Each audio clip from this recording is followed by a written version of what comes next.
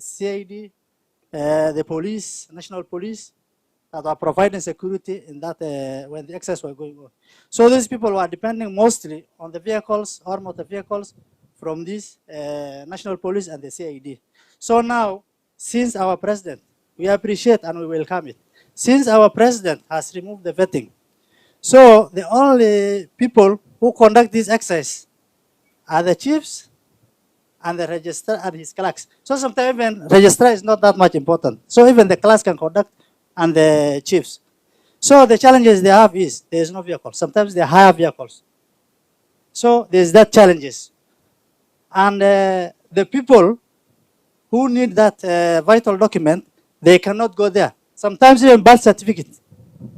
So birth certificate, we compile their document, we pick all the required documents, we assist them, we pay the transport from our own pocket, then we take to the registrar. And most of us, they just hear and take our grievances and accept.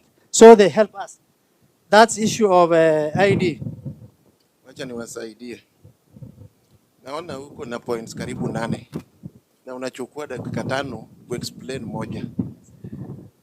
Tumia hiyo dakika 5 kuexplain 5. So the other thing is the chiefs and police relationship, working relationship. Oh. So uhusiano ya polisi na machief, na hiyo tunataka at least tukae pamoja because sisi sio adui, tuna serve the same people. We have no problem. So lazima tukutane at least tuchore framework ambayo tunaweza fanya na kazi yetu ikuwe smooth. The other issue is I appreciate CDF, the MPs, because at least they have constructed some officers for the chiefs and assistant chiefs. Na kidogo ingine bado hawajapata mambo ya furnitures na bado haijaanza. So we request hiyo watufanye na bado wafikishe wengine because wengine hata hawana. Ya nne ni mambo ya compensation. Some of our chiefs wako na shida, walipata accident lakini up to now hawajakuwa compensated. Bado wanafuatilia. Ile ingine ni mambo ya recruitment, remuneration and arming of NPR. So these people wanatusaidia sana because ni wale watu wanatoka hapo at the grassroots because we nominate them na wanasaidia na wanajua the geographical area. So at least tunaona wakiajiriwa na at least wapewe pesa na wapewe silaha, at least they can do mambo ya challenges ya security issues. The other thing is arming of chiefs and assistant chiefs. So na hiyo inatakana because kuna machiefs zingine wamevamiwa na panga because hawana silaha. So mtu anavamia ile kitu anaweza inua ni mkono yake. So ile itaenda ni mkono yake. So at least because we don't want to do other at least itatusaidia. Ile ingine ni mambo ya creation ya police stations or patrol bases kwa sehemu ambayo iko mbali na headquarters. Because kuna gari moja, unaweza pata gari moja, na hiyo gari moja anaweza pata shida mahali mbili. So hiyo gari haiwezi simamia hiyo mahali mbili. So either they will forgo one. Hiyo itendeke na baadaye ndo watanini. So tunataka at least maaskari waongezewe mambo ya magari. Also ACCs, because the money, because I used to be a clerk. DC yangu, dio yangu alikuwa na gari. So hiyo gari hata ilikuwa inasaidia watu. So hata polisi wanaweza saa zingine. So at least tunataka hata kama ni gari moja tupate ACCs wapewe gari ndio at least hata sisi itusaidie. Ya mwisho saa kuna policies ililetwa lakini kuna challenges because we cannot do this. For example, tree planting ni kitu our president ako na vision yake because vision 2030 inatakana 15 billion trees ipandwe. Lakini saa we have challenges. There are some people, even water to use for their own domestic is not even available. They even buy it. 15,000, 20,000.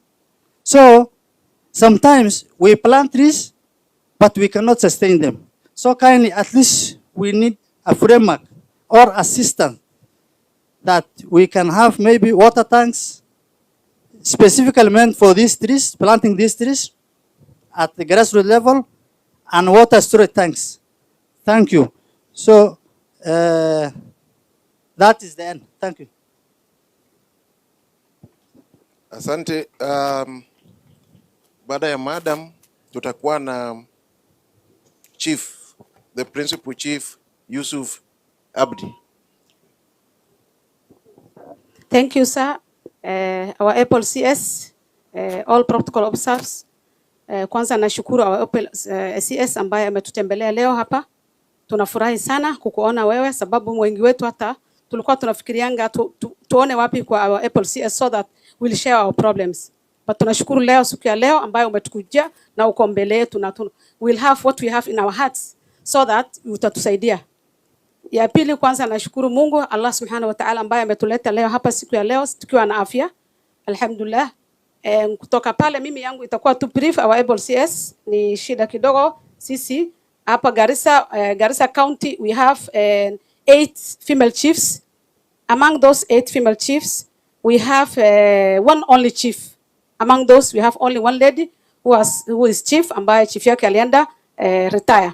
The rest 7 assistant chiefs tuko pale, tumekwama pale. We are working, somebody like me and my other colleague sisters, we are in 13 years in service and we have not been promoted.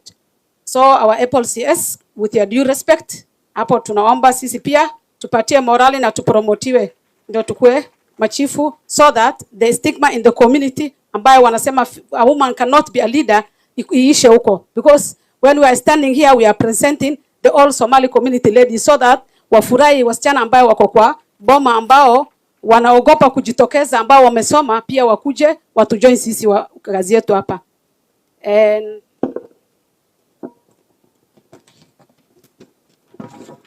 Ya tatu, our Apple CS, sisi kama female chiefs, especially Muslims, we are not allowed to ride on motorbike. We are not allowed as a Muslim to ride on a motorbike. So our Apple CS, with your due respect, tunataka wewe and our president mtuangalie at least mode of transport, mani tuk-tuk ama alto, so that we'll have something to drive, we'll not get challenges. Because sahi, in case of any ikitokeza location yako mahali shida, ni mpaka uongoje gari uite upige simu, gari ambayo unalipa transport. Inaweza kuwa hiyo gari hata gari inaweza kuwa amekuwa jam ama yani you will be late on your job. Ya tatu, and our Apple CS, and with your due respect, hii jukwaa wa usalama imetusaidia sana na tunafurahi tuendelee initiatives, because initiatives imetusaidia sana. Tunaona community and security apparatus sasa wamekaribiana. We are closer to each other and we are working together. Even the communities now, they have learned the referral pathways of the way of reporting insecurity cases. So tunasema asante sana, you and our excellency president, the William Samoei Ruto, ambaye ametuletea initiatives. Asante sana. And our Apple CS, the last regime, mimi and mwenzangu msichana mwingine kutoka Balambala, Mariam, tulikuwa tumeahidiwa tupromotiwe. Because sisi tuko kwa 13 years on service and we have not been promoted. Isipokuwa mass promotion ambaye that last regime ilikuwa imetoka, ambayo kila mtu alikuwa anapromotiwa. But this time tunakuangalia kwa macho with your due respect na tunakuombea ufike urudi nyumbani salama na utupatie promotion. Thank you na asanteni, karibuni Garissa.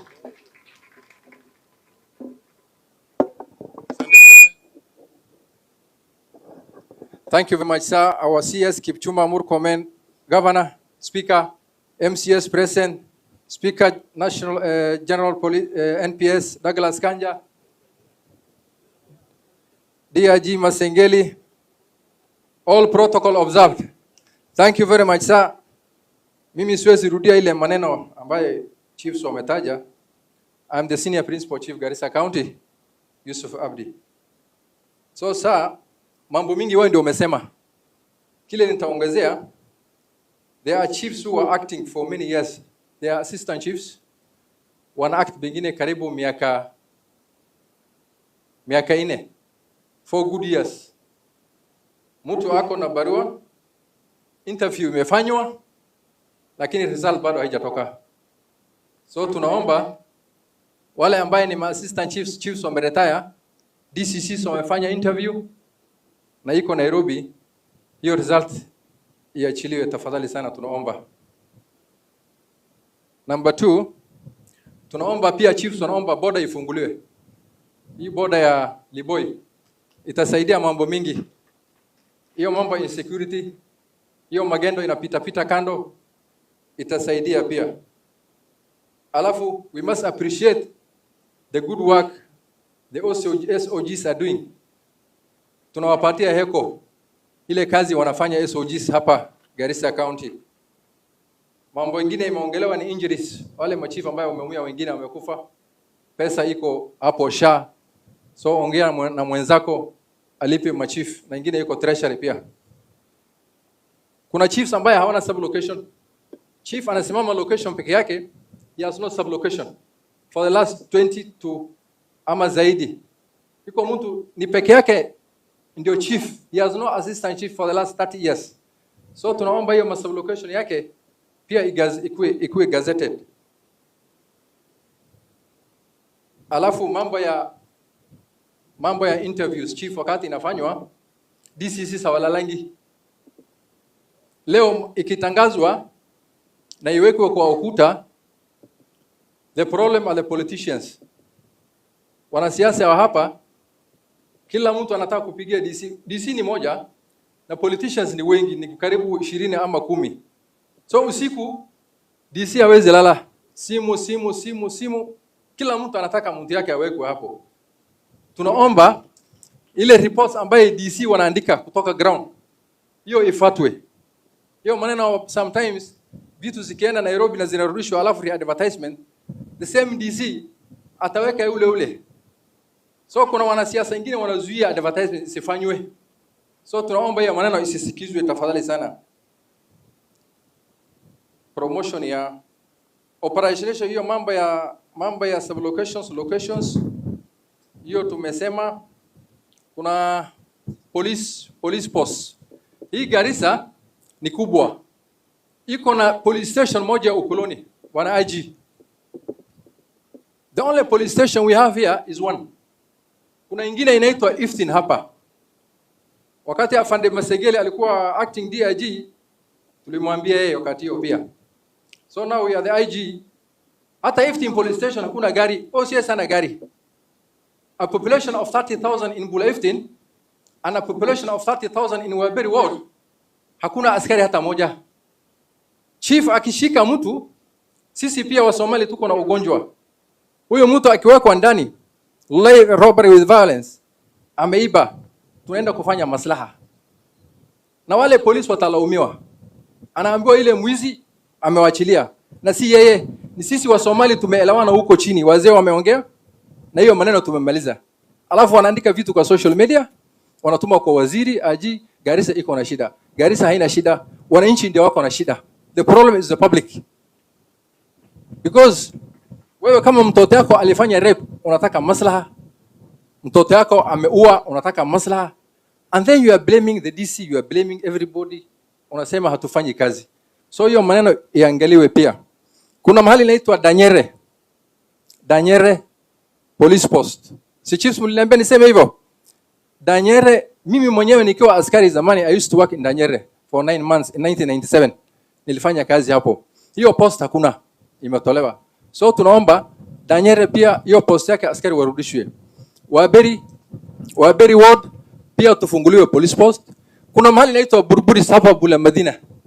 Kuna kambi ilijengwa juzi, just MP alijenga. Tunaomba pia bana IG kabla hujatoka hapa, ugazeti hiyo mahali tuone askari. Kuna shida mingi pale. Risasi inalia huko juu mara nyingine. So tunaomba hiyo kambi ambayo imejengwa na area MP, you gazette for us please. Tafadhali sana. Mambo ya birth and death iliongelewa, lakini nitaweka uzito kidogo. Mambo ya birth and death hii ofisi tunaomba kuna registrars wako hapa who are posted. There are 5 of them, they are registrars, wapelekwe. Because the refugees are enjoying the birth certificate than the Kenyan. Kwa sababu gani? Wanapeleka huko birth certificate, Wakenya wapati in Dadaab. Officer anaenda pale, anapeana kwa refugee, lakini wale wenyeji hawapati hiyo birth certificate. Hiyo maneno pia yaangaliwe. Alafu county government wakati wanataka kufanya project, project inatangazwa, mtu anataka kwenda kuchimba maji, haelezi chief. Wakati conflict inatokea kati ya kabila mbili, watu wanataka kugongana, ndio maneno inatokea. The person ambaye anakuwa blame ni hawa ndio wanaumia between the county government and the national government, because governor akimpigia simu county commissioner aseme chief anasimamia mbele ya project yako, huyo chief si ataumia. County commissioner atapiga simu tu, ataambia nini? So bana governor, pia tunakuomba tafadhali, wakati unapeleka project huko mashinani ambayo wananchi wanahitaji, tunakuomba ile watu yako wa mkono ambayo wanaenda, let them call the chief ama assistant chief sublocation, public participation ifanywe, tuelewane, lakini tusikue na project ambaye italete maafa kwa wananchi. Kwa hayo machache, asanteni sana, na nitakupatia hii copies bana CS. Thank you very much sir. Asante sana Principal Chief Harith, dakika moja.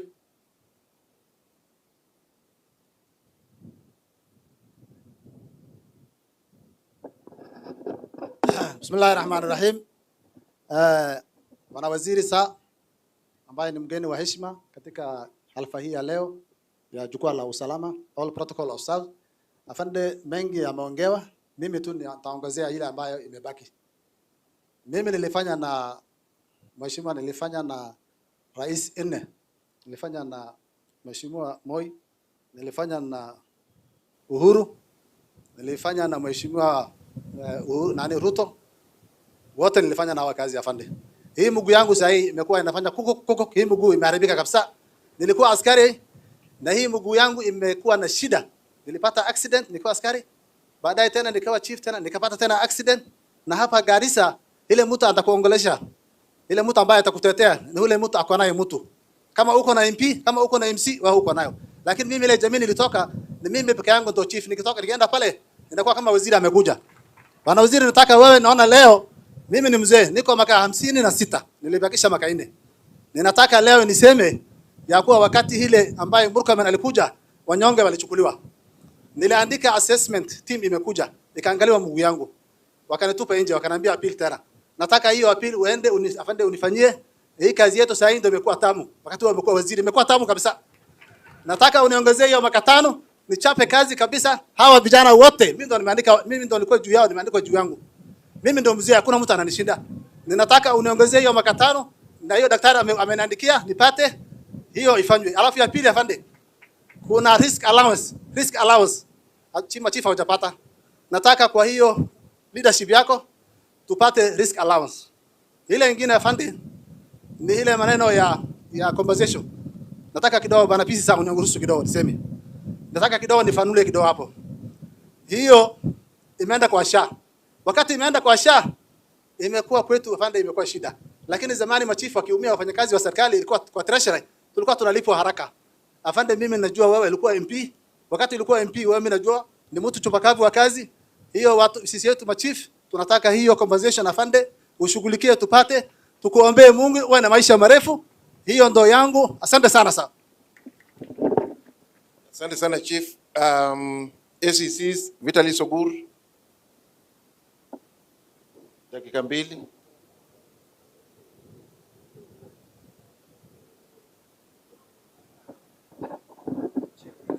Thank you, sir. The Cabinet Secretary, all protocol observed. Kwa majina naitwa Vitali Sogur, Assistant County Commissioner Dadaab. Bwana Waziri, kwanza tunakushukuru. Sisi ni wale tulikuwa naitwa disallowed. Na nafurahi sana leo tunasimama hapa kama tunatuanga kazi vizuri, kwa sababu tunafurahia tulionekaniwa.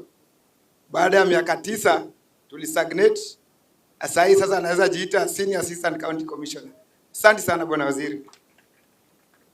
Ile ingine, Bwana Waziri, unajua hata cheo saa ingine inakuja na vitu vingine hapo kando kando. Our ACCs hawana manyumba, hawana maofisi. Bwana Waziri, kama ungeweza kuongea na the MPs pamoja na ile kamati ya usalama, sisi pia tunajaribu kuwasukuma hapa chini chini, lakini sauti yako ukitoa huko juu, nadhani watapata manyumba na maofisi. kwa sababu ni aibu hapa Northeastern. Unajua kuna issues za insecurity hapa na pale. So saa nyingine kwenda kukomboa nyumba nje na ile kazi tunafanya labda umekosana na mtu nje, saa zingine inakuwa shida. So bwana waziri, tafadhali angalia hiyo maneno. Ile nyingine ni uniforms. Ukiangalia hii shati yangu bwana waziri, si mbaya, inang'ara. Ni kwa sababu umetuletea uniforms kwa region. Ile shida unaona hii jua. Na pia kitu kingine, apart from hii jua bwana waziri, ile maji iko huko. Hii shati itazeeka haraka. Tafadhali leta hiyo uniform kwa wingi. Leta hiyo uniform kwa wingi bwana waziri. Hii uniform tukiosha mara 2 3 au machief hatutaki wasemekane ati wale ndio ofisa wa Northeastern. Hapana, tunataka tukae kama wale maofisa wa Nairobi. Nadhani hiyo imefika na itashughulikiwa bwana waziri. Issue ya training sitaki kuongelea kwa sababu nadhani imeongelewa sana, na hiyo nadhani Madam Pass atashughulikia. Iko issue ya mobility. Waziri, hata ukitembea na hii crown alafu unapanda pikipiki, unajua hata ule raia unaenda kushuka unamshughulikia, anaanza kusema huyu ndio ule mkubwa anakuja kushughulikia hiyo maneno, amekuja baraza. Hawa ACCs hawana magari. Na Northeastern, nikiangalia hapa Garissa, nikitoka Dadaab, una imagine niingie kwa Probox, alafu nimekuja kusimama hapa na hii wazee wanasema si hata tunatoshana tuna dio. Si unaona hata dio mimi ndio nimepea hii lift. So tuangalilie hiyo maneno bwana waziri. Ya mwisho ni ombi. Ukiangalia Dadaab mpaka hapa iko distance kubwa. Iko watu pia wanatoka Fafi na Liboi. Sasa kuna kitu inaitwa shirika plan ambayo una spearhead bwana waziri. Tunaomba kama tunawezekewa huduma center pale Dadaab iweze kushughulikia hiyo locality ya area Liboi, Dadaab na Fafi na wale refugees almost 500,000 ambao wako pale. Thank you very much sir. Asante sana. Kuna chief tulimwacha Mohamed Bull, utapata nafasi. Lakini kabla ya hiyo bwana waziri, mimi nataka tushukuru. Tulipata uniforms na tukapeana kwa county commissioner. Ngawa zilikuwa chache, hata huyo ofisa anaongea hapa mbele ukimwangalia vizuri, hiyo sati ya Juni mpya haijapigwa hata pasi. Karibu.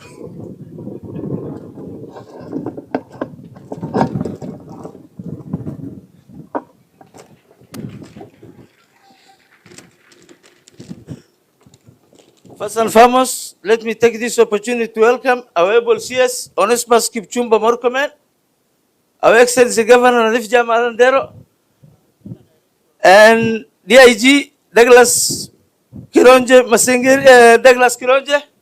and IG Masengeli, my RC and all protocol officers. Mimi sina mengi ya kusema. Kwa majina naitwa Mohamed Bull.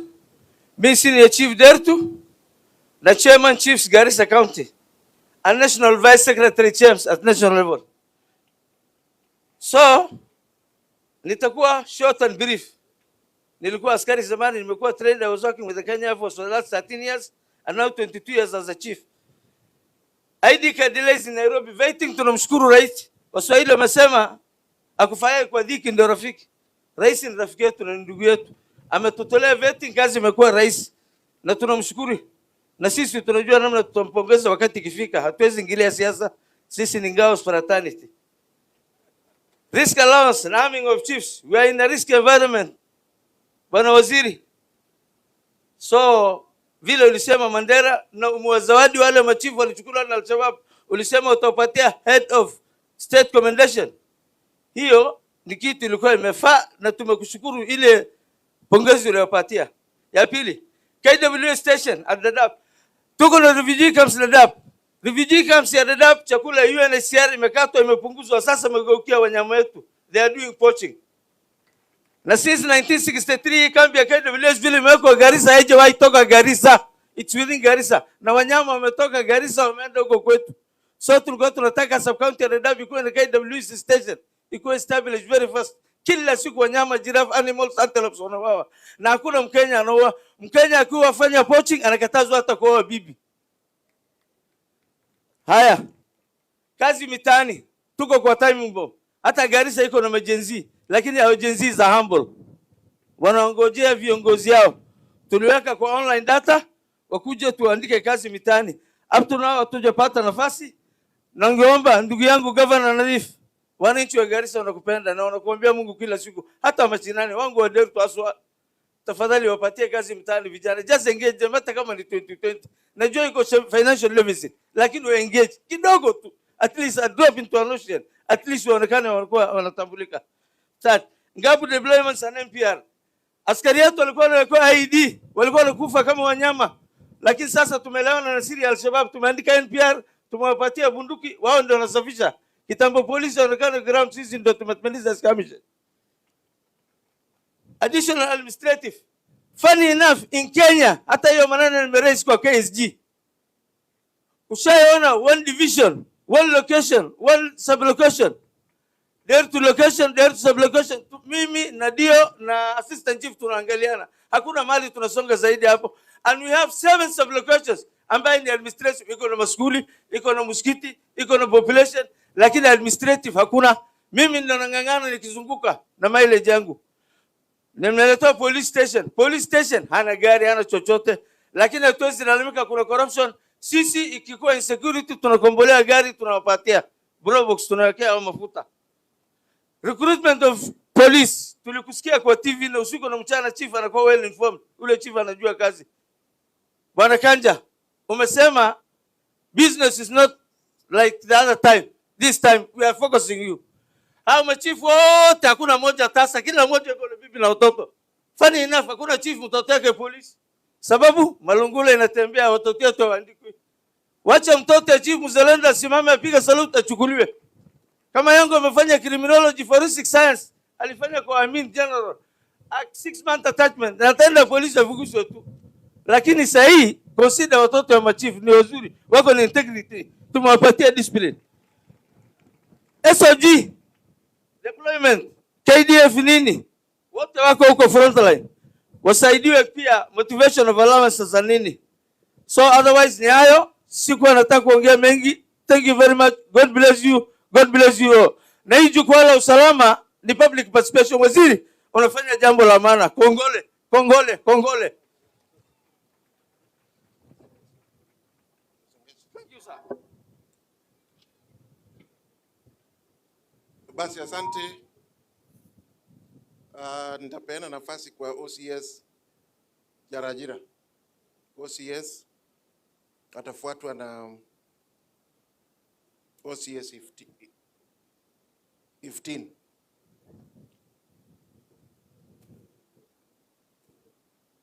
Dakika kidogo.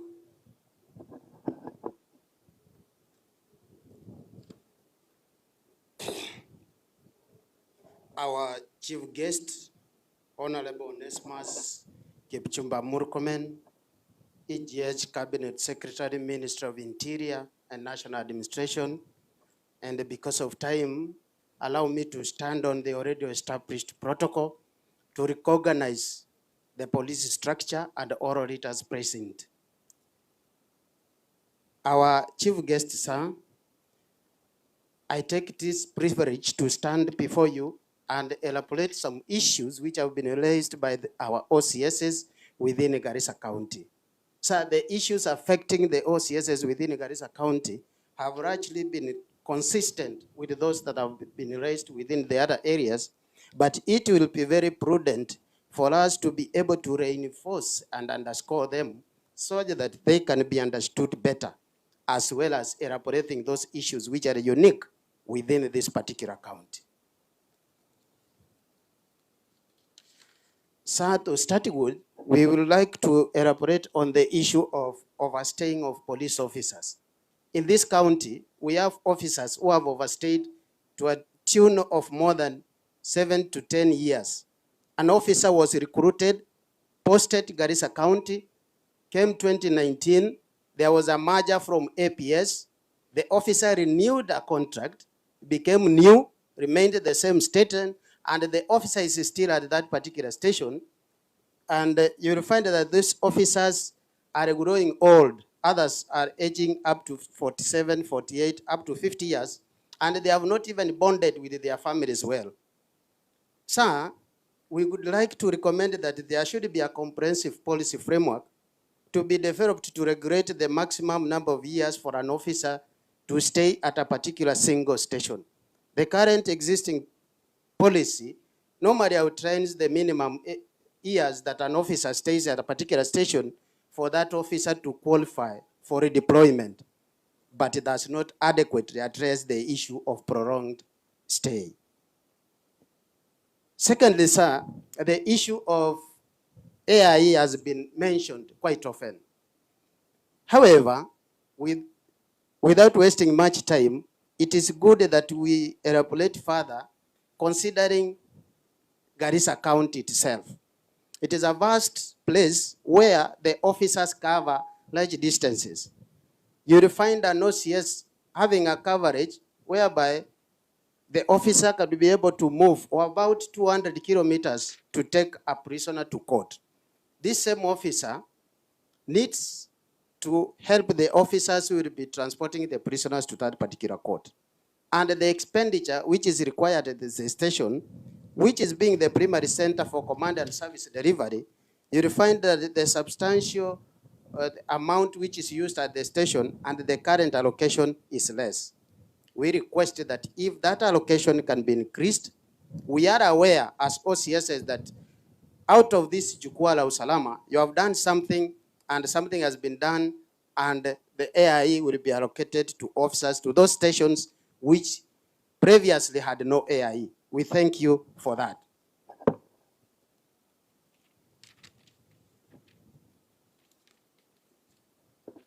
That is the issue of fuel. Partnering with the previous issue on the distance, this area is vast. To make it shorter, we only request that you may upscale the allocation of fuel by 200 or 300 liters from the normal 450, sir. On the same issue of distance, we have an issue of attending court, and we could like to request if you can be able to lobby for the establishment of mobile courts, so that they could be able to move nearer to the people. They will reduce expenses. They will also enable the officers to present witnesses before court in time to be able to address issues and help the community. At the same time, we don't have children in remand homes within this area. The children who are in conflict with the law gives the OCSs hard time to transport those children, which is risky and cumbersome.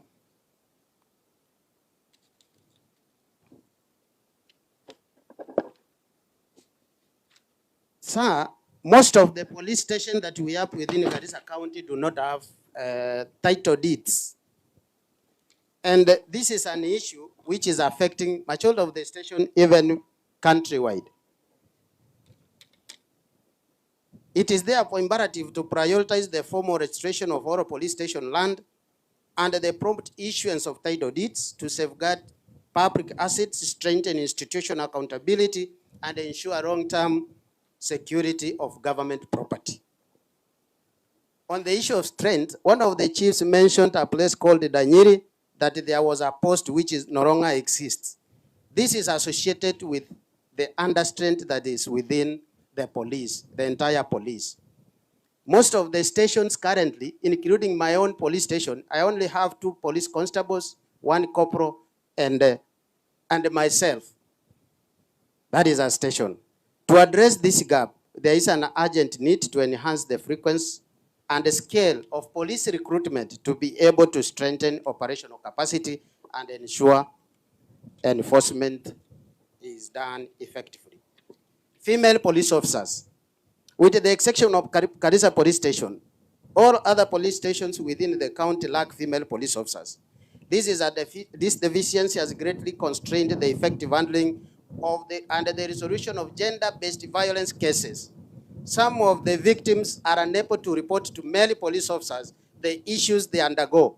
We request that there should be a way we should have police officers, that is female police officers, in all police stations to be able to assist in addressing issues of gender-based violence.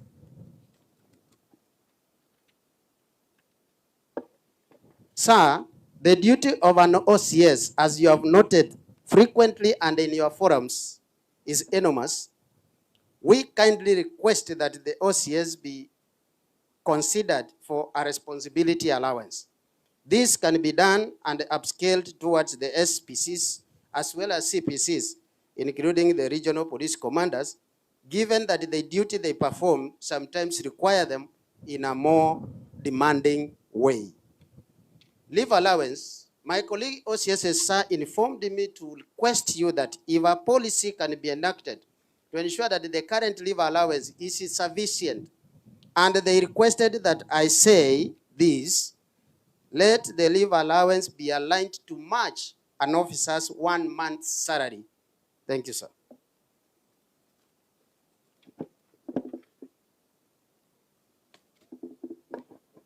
On the issue of legal representation, while we commend the establishment of police legal office as a critical step towards strengthening institutional support, there is an urgent need to decentralize its services to the regions and also to address the issue of bureaucratic barriers to streamline and facilitate timely and efficient legal assistance whenever officers are confronted with legal challenges.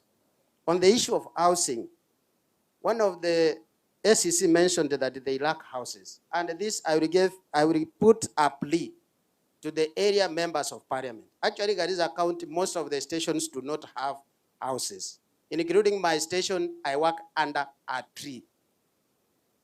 The member of parliament, you can actually invoke the CDF KIDI and be able to assist your members of your area to be able to have a place where they report their matter and their matter can be addressed.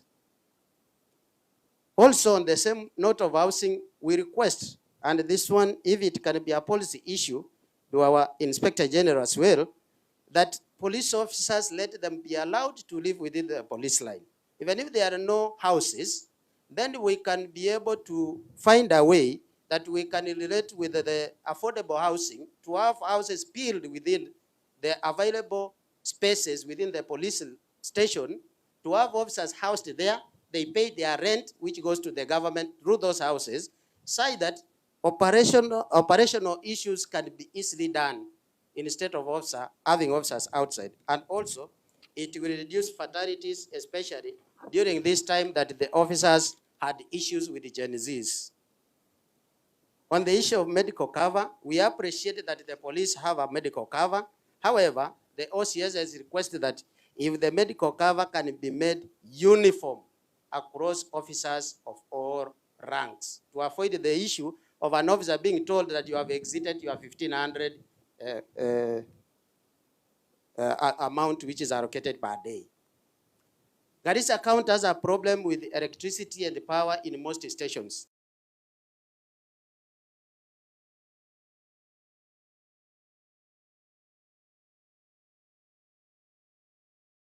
Those stations that do not have electricity, something can be done that solar panels can be installed to have those places connected to power, and this will help in terms of the issue of realization of the digital occurrence book, which is yet to come. I'm not reading, I'm summarizing.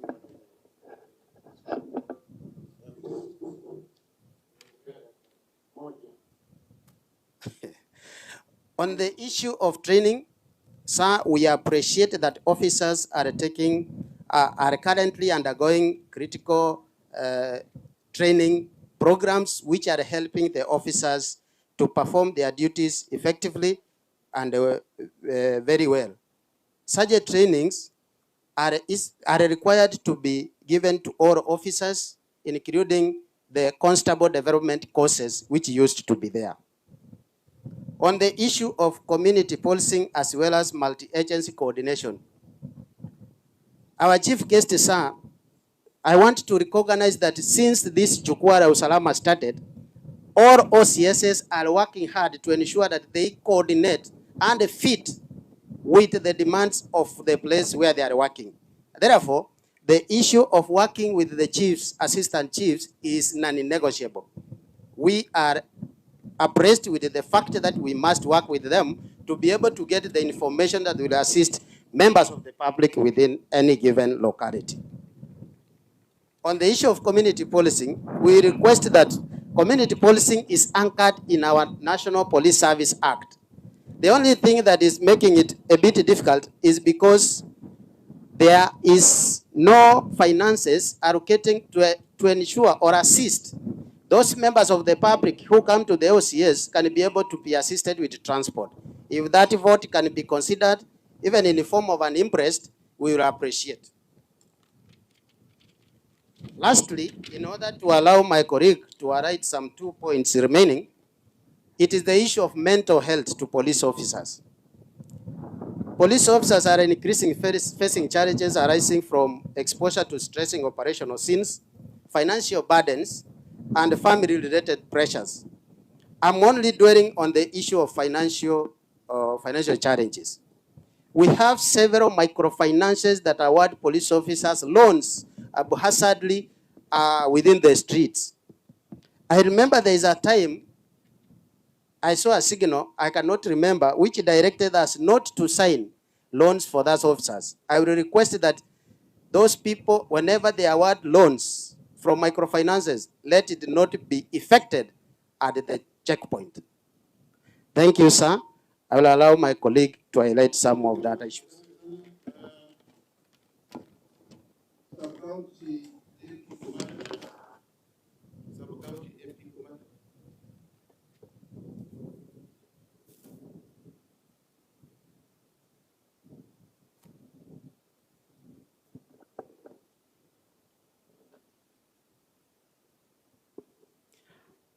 Our CS for Interior, Onesmus Kipchumba Murkomen, all protocols observed. My name is Julius Langat, Sub-County AP Commander, Ijara. For the essence of time, I will be brief with my points here, sir. Kabla sijanena sana, kuna msemo Kiswahili inasema mgeni aje wenyeji wafanya nini? Wenyeji wafanya nini? Our CS has come with a basket full of goodies, and I am very happy that now Team Garissa and the Northeastern region as a whole, from where our CS started the previous day, we are going to have a good working environment. My point number 1 is disability and injury compensation. I request that to be established a structured compensation to enable officers injured in line of duty to be adequately compensated to enable for their exit from service if they so wish. Point number 2 I would like to highlight is the education support for dependents. Police work is a challenging work which entails a lot of challenges, and sometimes it causes a loss of life or injury to a police officer. So let there be a full scholarship for children of officers who die in line of duty or are permanently incapacitated while in active duty, covering both primary, college, and university. Death and burial expenses. Burial amount to be enhanced to be given in time in order to cater for the intended purpose.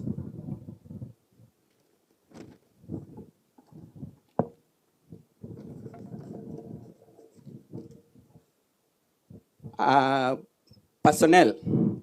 Increase in personnel in the sub-counties, especially after restructuring, APS numbers are very low.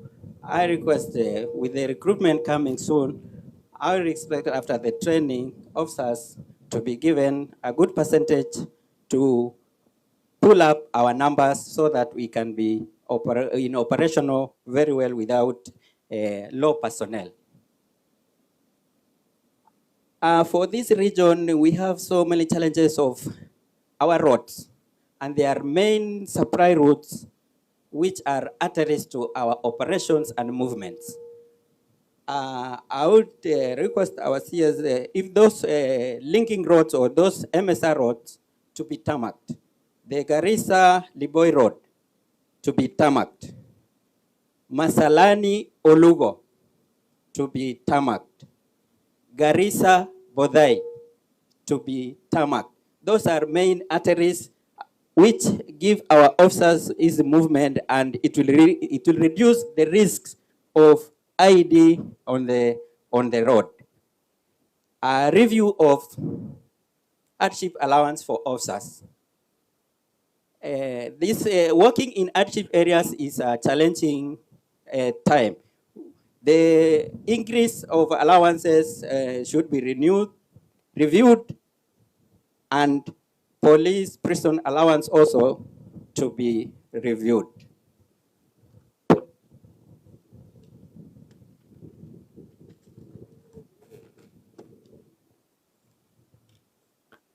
Finally, sir, welfare and living conditions. Construction and renovation of houses, it has been said in many forums, the houses of our police officers in operation areas are in pathetic conditions. We humbly request that the houses of operation areas be enhanced and be built, and their camps be fortified, so that they, in case of a surprise attack, the officers can rescue themselves and safeguard the government infrastructure and equipments. So, and also those camps and lands of the administration police officers, the ownership and title deeds to be looked at so that we safeguard the land. We don't want a scenario whereby we will come one day and be evicted by the community saying this land belongs to the community. With those few remarks, I say thank you and wish you all a good day.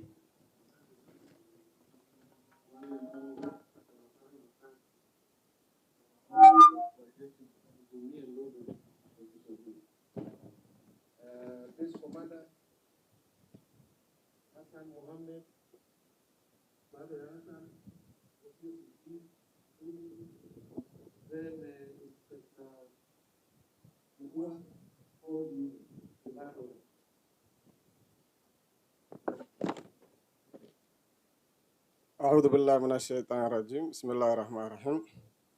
Our Honorable CS, Interior, Honorable Kipchumba Murkomen, all protocol observed.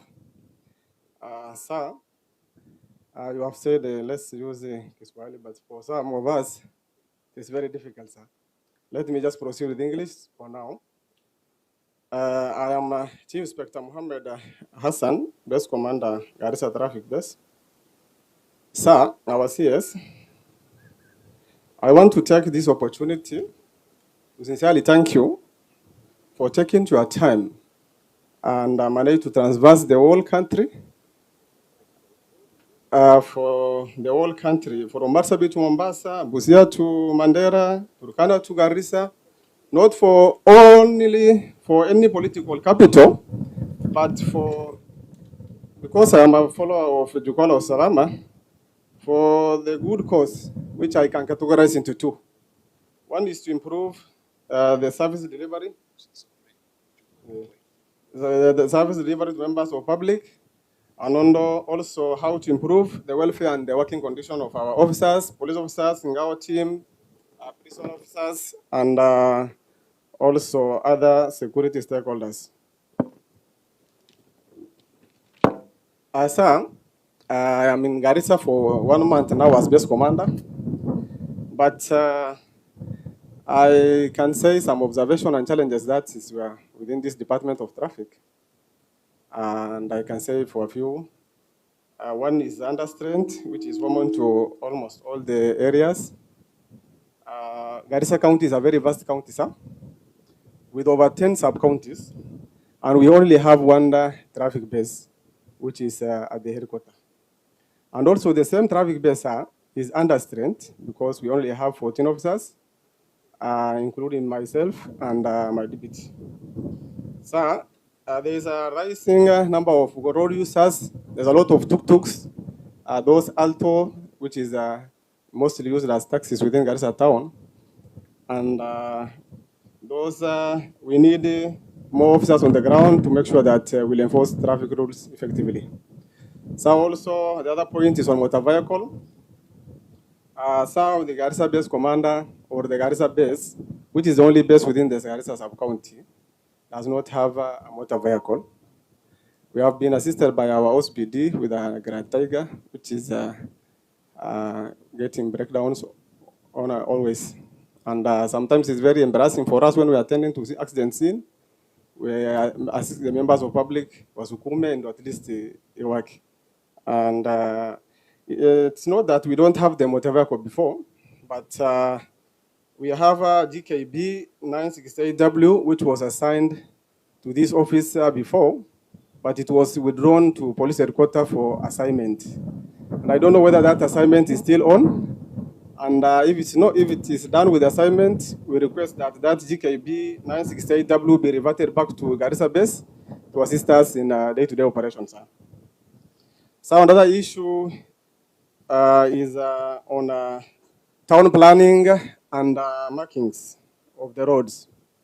As much as we appreciate the Kenya for constructing a dual carriage road within Garissa Township, the road is unmarked and it has no signage. So that one is contributing to the rise in accidents, although it has eased the jam.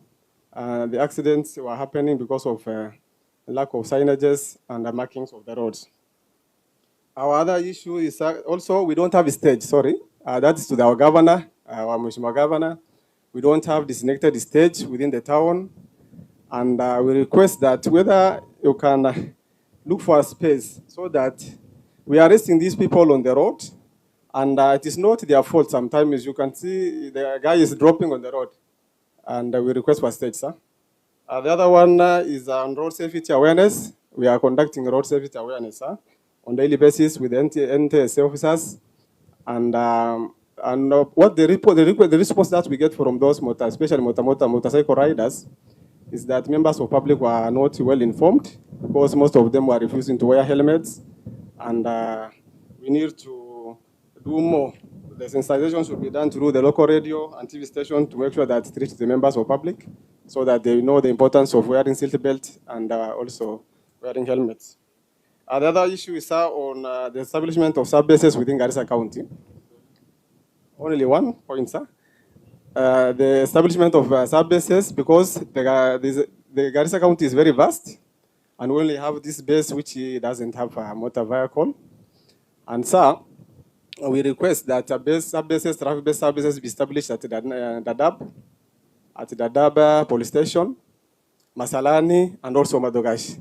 For the case of Masalani, only this month they have 2 serious accidents, serious injury accident cases, and I can't able to reach there. The OCS is handling the matter, and sometimes it is very difficult when the file is submitted to our office later, and you take as an IO, and you have never visited the scene. We request for that sub-bases to do justice for members of public, and so that they will get justice accordingly. So, the last issue, sir, is about the promotion of officers. That point is for my officers. That is a Garissa traffic base. So in most cases, our senior officers visited the county, and they have managed to promote some officers, but they are saying that they have been left out almost on 3 times. And they are requesting that the traffic base will be also considered because we have many senior NCOs. We need that, and we will appreciate if 1 or 2 can be promoted, sir. Lastly,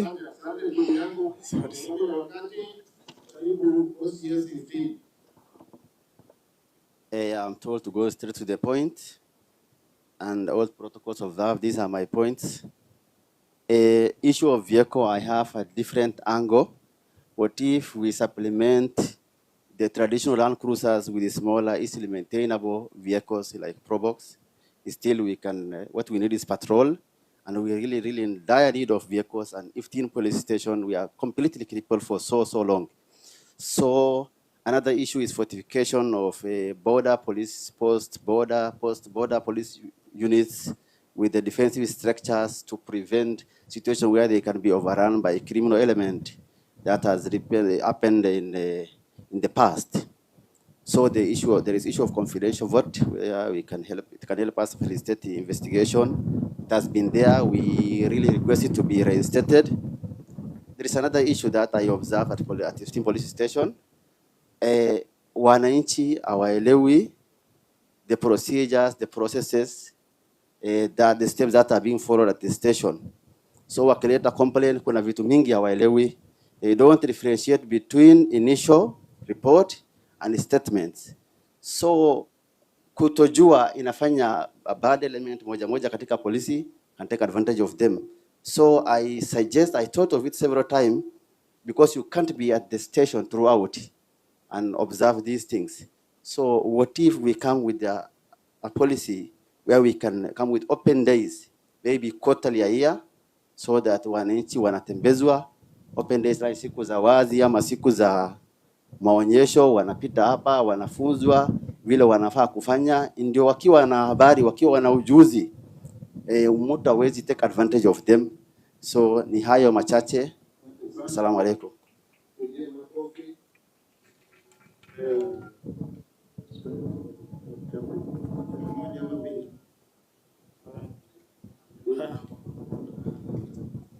To the CS, Interior and National Administration, all protocols observed. Good afternoon. Inspector Mutua. I'm the in charge quick response unit, that is QRU, Saredo. I'm speaking on behalf of the quick response unit, Garissa County. Sir, I would like to highlight just 4 challenges we are facing, and as well as a request for the unit. So the unit was formed in the year 2020. Now it's 6 years. I was privileged to be one of the pioneers, and I've been here for the last 6 years at the same station.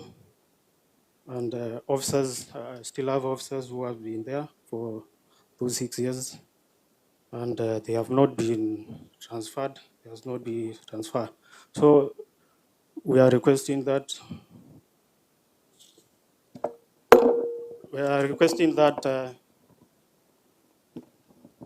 Make arrangements for transfers. Secondly, allow me to talk about the resources and the platoons. Currently, we have 4 platoons at Garissa County, and we only have 1 technical, which is serviceable. Yes. So I would like to request the budget the same. The next is about promotions. If you look at the other units, they usually have a slots for the promotions, but the unit does not have slots. Like for the previous board, there was no officer from the inspector to CIA who was promoted. So we are requesting, if possible, to when slots set, so that officers wanaweza proceed to. The last thing, I would like to request for house allowance. Ukiangalia hizi units zingine, our pay slip is different from the other forms of units. They are receiving house allowances in Nairobi, sisi tunapata Garissa. At the same time, like GSU wanapata extraneous allowances and the other allowances. sisi hatupati. So naomba. Shukuru. Thank you sir. Asante sana. OC Prison Sephantas, followed by DCI Kipto, alafu OCPD Kenneth Maina. Those are watatu. Hiyo ni 6 minutes. Wako wapi? Karibu. Mkigawana hiyo inaweza kuwa 5.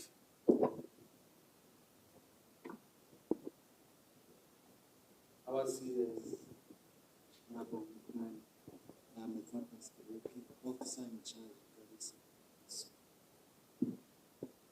We have some few challenges as we deliver our service. First, we have the problem with title deeds of prison land. Most of the land, prison land is being deeded. Most, let's say, at Garissa medium prison, we have a land of 125 acres, but there are some people who are approaching that land. So we would request you assist us to acquire the title deed before the land is being taken. Land in Garissa is a hot cake, and people are now moving towards prison land. Another problem we have is transport. We have problem with the vehicles, they are old, and we would pray that ministry to assist us with vehicles to ease our movement and taking the prisoners to court. Also, we have a challenge with the housing. We pray the affordable houses to be built in the prison land. With those few challenges and demands, I say that.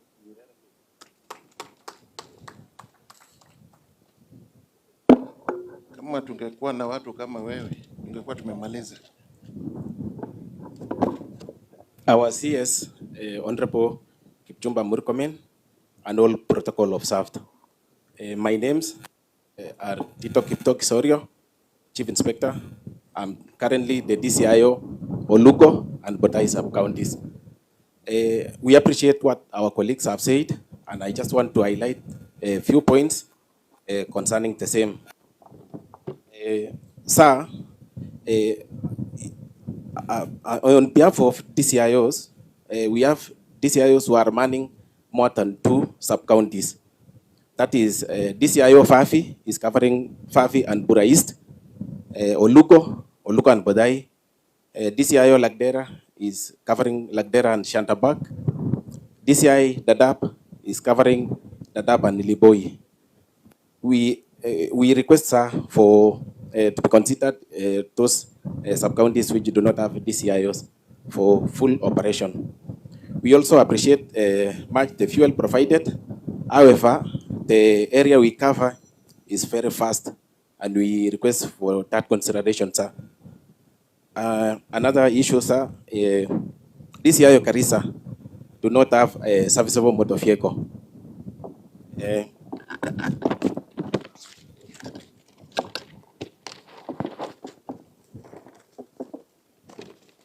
We are informed that his motor vehicle was taken for service in December last year. So it is becoming a problem to Garissa sub-county. Another issue, sir, is about office spaces. In Olugo, we operate under the tree. We request for an office to be considered. Also, Fafi, when it is raining, the office, the roof is in bad condition and it's raining in that office. Other offices have semi-permanent structures which need to be considered, sir. And lastly, sir, we appreciate much on the AIEs provided. However, according to the area we cover and the nature of operation, we request to consider us on that issue, sir. For example, Olugo and Ijara, we take our the murder suspect to Karsen. So, and if there is a committal we have to take a prisoner to Malindi. So other sub-counties come to Garissa, High Court for their cases. All these calls for a night out for officers. And you realize what we are getting is not sufficient to support our operation. Sir, on that note, we request for if we can add something on the AI to enable our operation to be successful. Thank you so much, sir, for visiting Garissa. We welcome you again. Thank you. Thank you.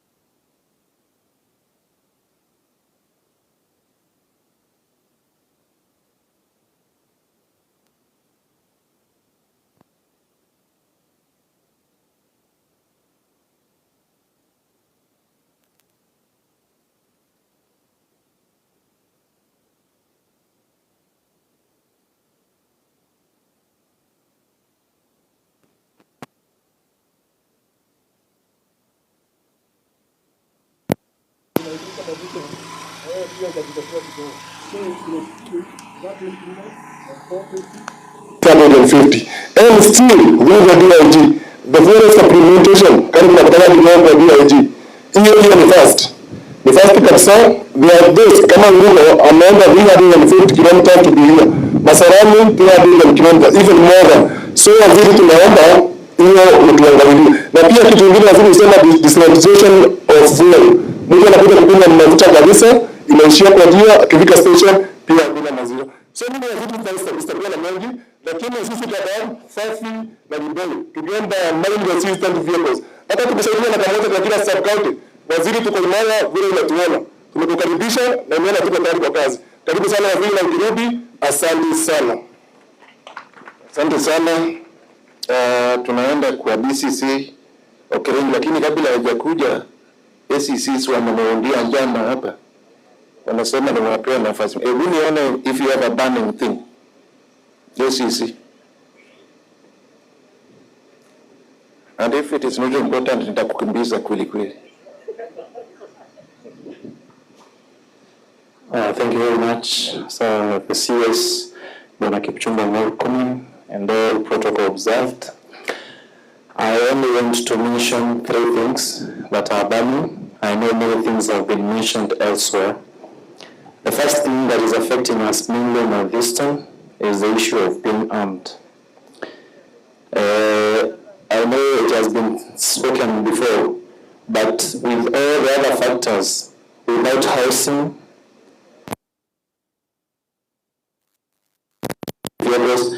being armed is a priority for us because we have no way out.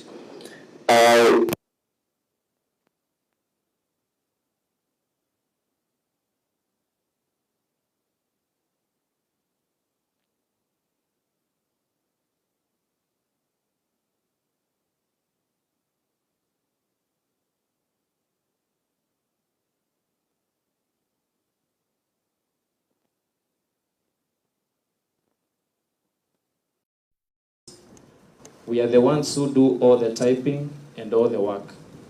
And the ACCs have been feeling that we need to be considered on that.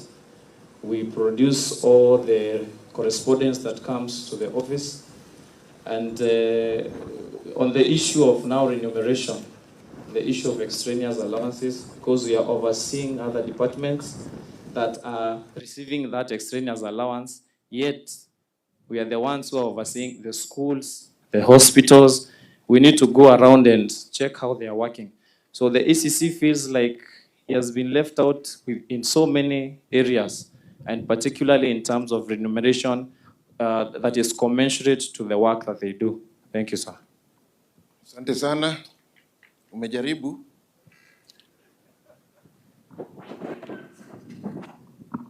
Thank you very much, sir. Our chief guest, standing on the already established protocols, I'm standing here on behalf of my colleagues, the deputy county commissioners, and they've sent me to say 5 things. 1 is to welcome you very warmly to Garissa.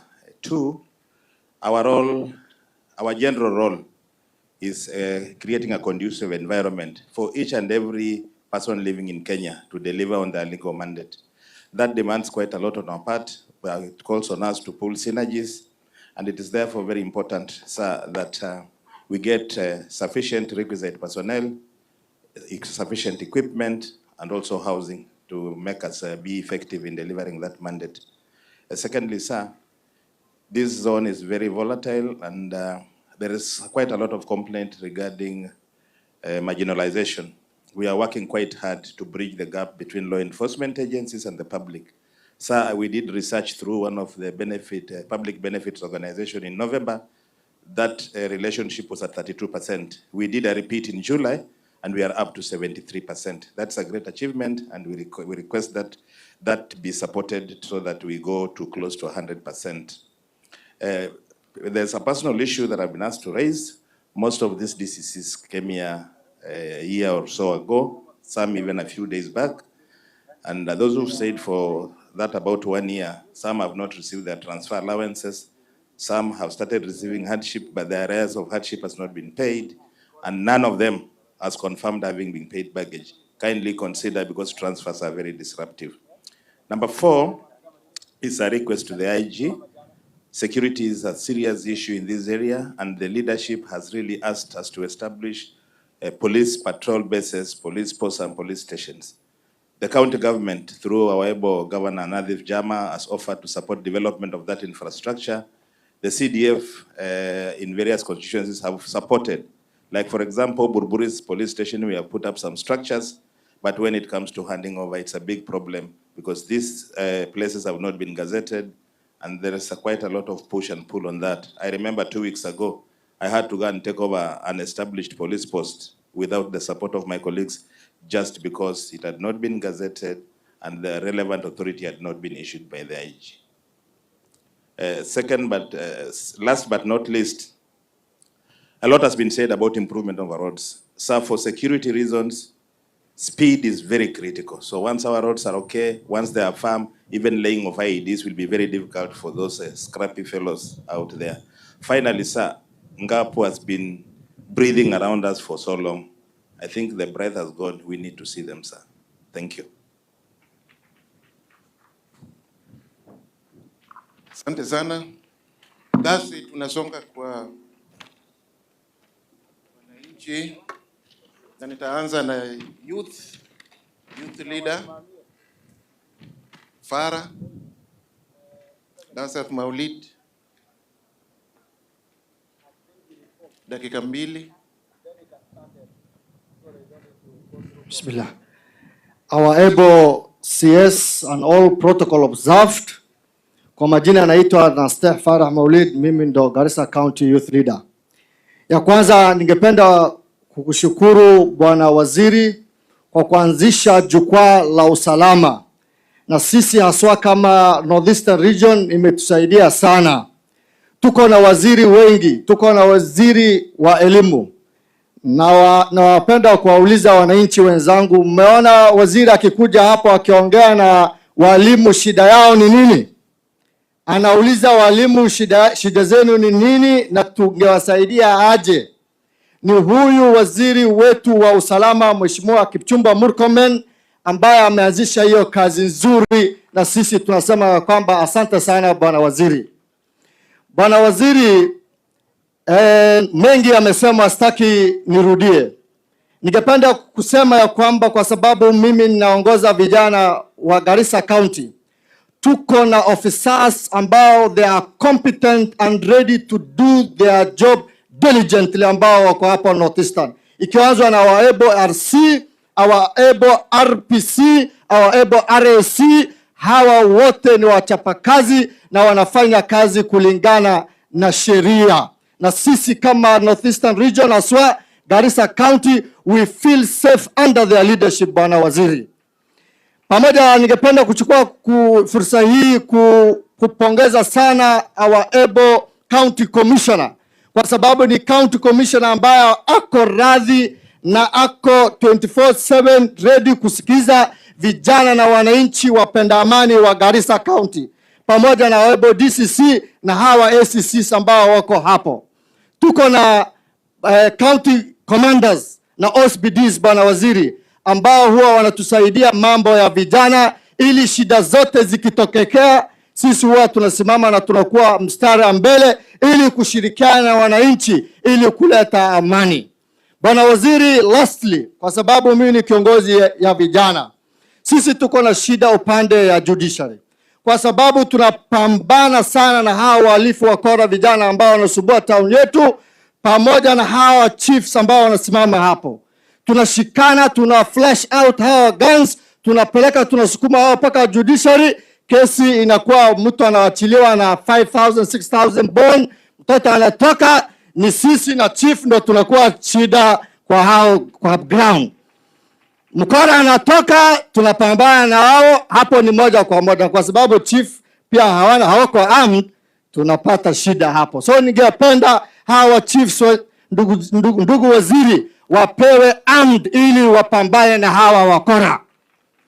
Bwana waziri, sisi kama vijana wa Garissa County under my leadership, bwana waziri, nataka nikutangazia kwamba kulikuwa na maandamano, kulikuwa na mambo ya 77 sijui 88, lakini vijana wa Northeastern hakuna maandamano ambayo ilifanyika hapo Garissa. And that one shows you, bwana waziri, that we are behind His Excellency William Samoei Ruto. We as the youth of Garissa County and in Northeastern Region, and we are fully behind His Excellency William Samoei Ruto and his administration, ambayo you are part of it. Bwana waziri, tulikuwa tunashangaa kwa sababu ni kwa nini ulipelekwa kwa wizara ya michezo, sijui mambo ya volleyball, sijui mambo ya nani, tulikuwa tunashangaa. Wakati umekuja hapo wizara ya usalama, a whole CS in this sensitive docket anatoka Nairobi kukuja kwa jua hii kusemezana na wa juniors, his junior officers, shida zenu ni nini na niwafanyie nini. Hiyo ni kidogo? Officers nauliza, hiyo ni kidogo? Bwana waziri, sisi tutasimama na serikali ya William Samoei Ruto, kwa sababu ni serikali ambayo inatetea maslahi ya watu wa chini, na mambo ya William Samoei Ruto nikiwa hapo. Na ujue mimi sio wa Garissa peke yake, kwa sababu hata RC kwake ni hapo. Sasa pia anawakilisha huko hata Mandera na Wajia. Mimi ndio acting wa Northeastern mzima.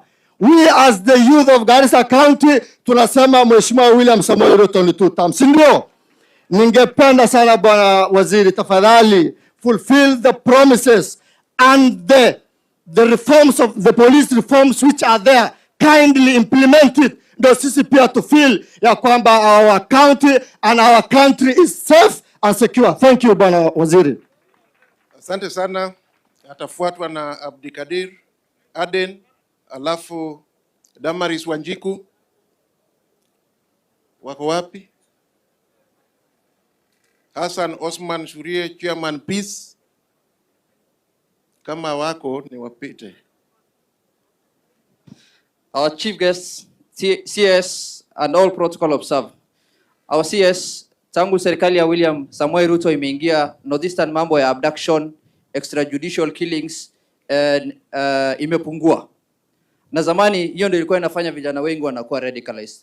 Wale watu wamezungumza hapa wote leo kama hatuwezi tukaongelea mambo ya welfare ya askari, hakuna kazi tutakuwa tunafanya. Mimi mwenyewe ni mtoto wa kambi, nimelelewa na hii uniform. Na ninajua shida officers wanapitia.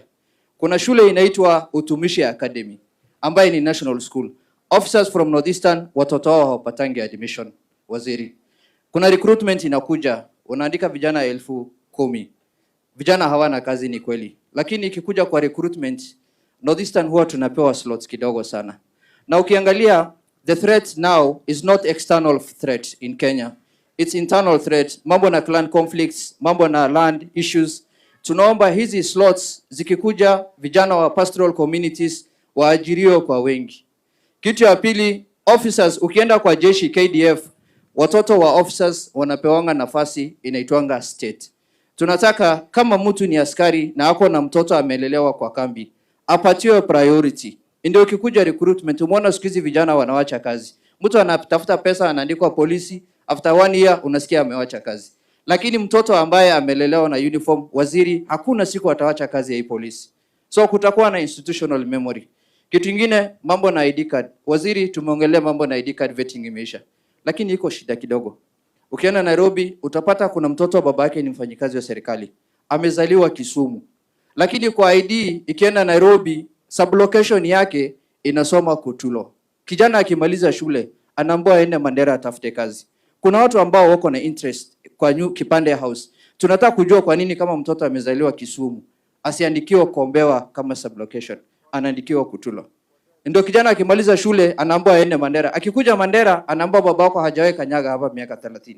It's very unfortunate. Kwa mambo na passport, waziri, ndio passport upate Kenya lazima ukuwe na kitambulisho. Kama vetting imetolewa kitambulisho, unaenda ku apply passport, ati inaitwa validation. Validation ni nini? Kama baba yangu ako na passport, ako na FR number, kwani mimi nahitaji clearance? Waziri, tuko na challenge. Kuna idara ya serikali ya security ambayo inashughulika na mambo na validation na security. Hatutaki hata hiyo, tunataka itolewe. Kama kutakuwa na validation, uturudishie komiti ya vetting ya wazee, badala ya ID ikuwa passport, tulipe shilingi 2,000, mtu atolewe jina kwa system. Kazi rahisi. So hiyo ni challenge. Waziri, kuna program inaitwa Chief Climate Action. Na kupitia Madam Beverly Opora kwa ministry yako tumesaidika. Na tutakuwa na the largest production site ya trees towards 15 billion trees. Na nitakuinvite officials ile siku itafika. Lakini ukikuja kwa kazi mtaani, Garissa County tumepatiwa vijana 400. Waziri, hiyo ni kidogo sana. Njoo huku ni mingi. All the border counties vijana tunataka kama wanapewa slots, ikuwe slots 1,000 na kwenda juu. Waziri, officer akiretire anaenda nyumbani. Kuna program serikali William Ruto ameleta ya boma yangu. Askari anakatwa pesa. Ako Garissa. Lakini mahali anatoka nyumbani ni Vihiga. Inatakana huyo officer ile pesa anakatwa, akienda retire anajua kwamba Vihiga amepata nyumba yake ya boma yangu. Officers wengi wanaretire, wakiretire wanaenda nyumbani, hawana wanaanza kulala lodge. It's very unfortunate. For the purpose of time, all the discussions here today at the center, lazima tuweke hawa ngao officers. Tukiongelea mambo yao, hawatahitaji mambo na zamani kulikuwa na inaitwanga hardship allowance. Hatutaki hardship allowance. Kuna kitu inaitwa danger pay ambaye haitakani inapigwa tax. Askari wanaumia sana.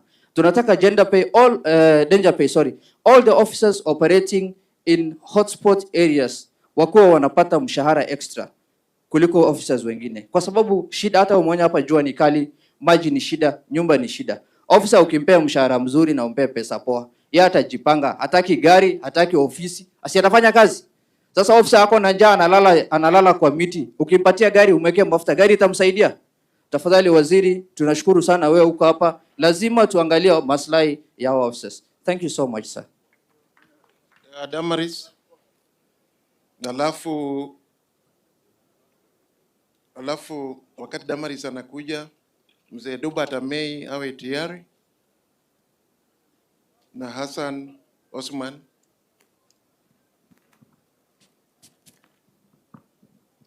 Bwana waziri na wageni wote, karibuni. Wengine wameshagaa naitwa Damaris, lakini hiyo jina wajui, wanajuaga admin Shiko. Na nikisema hivyo, huyu admin Shiko hako hapo na t-shirt inakuambia, mimi naunganisha a group WhatsApp imeleta county ine pamoja juu ya security purpose. Na hiyo county ni Tana River, Garissa County, Mandera County and Wajir. Na watu wote unaona hapo, kila mtu ako kwa forum isipokuwa wewe na IG peke yake. Mimi nitaanza na recommendation. Nataka kurecommend Garissa County ofisi yake kuanzia all bosses, wacha niseme all police bosses and security. Wakati hiyo forum, wakati wa floods, mnakumbuka wakati ule Garissa ilikuwa na flood, it swept Garissa police station. Na kitu ya kwanza ili swept ni choo. Yani hakukuwa na choo. Na wakati nilijua hivyo, tuliingia kwa forum kwa fujo, tukasema askari lazima wachengewe choo. Juu sisi tukienda kuripoti kazi yetu, tunakosa pahali ya kujisaidia, na nimeona kazi imefanywa na Garissa County. Second, nataka kusema a request. Kenya niliingia Garissa, nitaka kujua hii Garissa ilianza lini. Garissa Police Station ilijengwa 1963 na ni ile regional headquarter, headquarter ya regional ya Northern, but ndio ile iko na ile poor police. Tunataka a modern police station ijengwa hapa. Na ni kwa nini nasema hivyo? Kuna momentum iko hapa, ilianzishwa na tujui kwa nini ilisimama. Bwana Waziri, kwa nini usiweke hiyo pesa hiyo wajengewe? Because flood ikikuja ina swept away. Now, because mimi nauganisha county ine, kuna kitu nimesikia watu hawakuongelea about drug abuse. Dawa za kulevya zimejaa hapa. Na watu wataka kusema ukweli. Na ile kitu tunaongeleanga about that forum with the Nakada people, by the way, I normally give a virtual meeting with the Nakada, I-Power, ama security kwa virtual meeting to say about the drug abuse. Bwana IG, kuna place, wacha tu nifuke hata kama tuko Garissa County, because tuna Tana Bridge, ndio nasema tuko Garissa County, then Coastal. Lakini kuna ka place kanaitwa Mololo. Note that note. Mololo is the center of the drug abuse and excess of alcohol. Na sijui kwa nani tuwasiongelele about that drug abuse. Kwa hivyo tungeomba wakati mnadeal about drugs, hiyo place iwe noted because hapo ndilo kitu inafanya. Another request, because ni tu mambo ya security. Hapa kuna bridge na ndio hapo tunahitaji kamera, CCTV kamera. Hapo kulikuwa na CCTV kamera, sijui kwa nini silitolewa. Another maybe sensitive is Coastal Province versus Northeastern. Wakati mambo ya wizi inafanyika in this county, watu wakipita bridge wanaenda ile police barrier maybe iko ukasi. Na kila kwa malalamishi kwa hiyo forum, hata msajali anaona hapo tunakuwa tukimtag.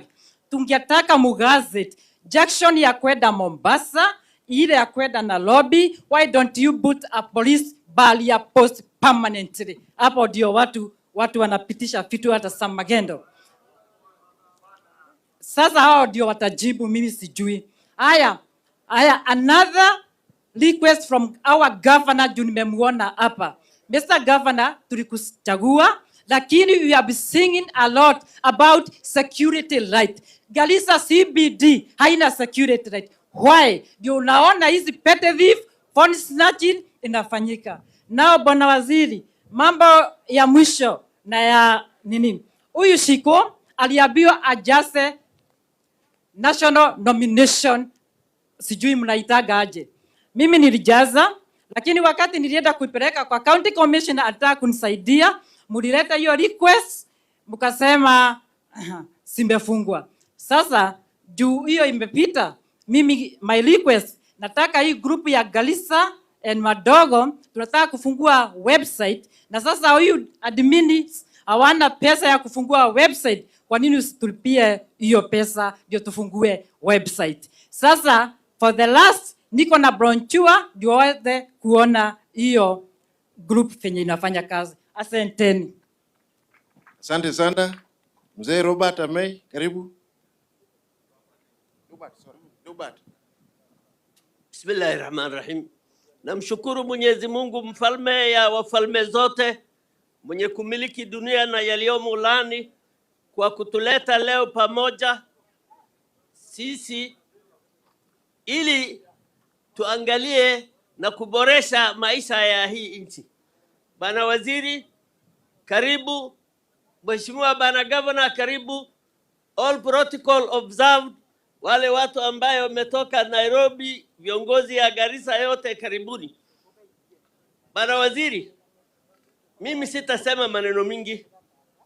Ya kwanza, sitazungumza habari ya security, maana wewe una provisional security committee, una district security committee. Hawa watu lazima wamekueleza vile mambo hiko. Ni kitu moja tu tunataka kukwambia. Sisi tutafanya kazi na hawa watu. Tutafanya kazi na hawa watu ili kuboresha maisha ya watu ya Garissa vile rais yetu ameahidi. Nataka kutaja kitu mbili tu.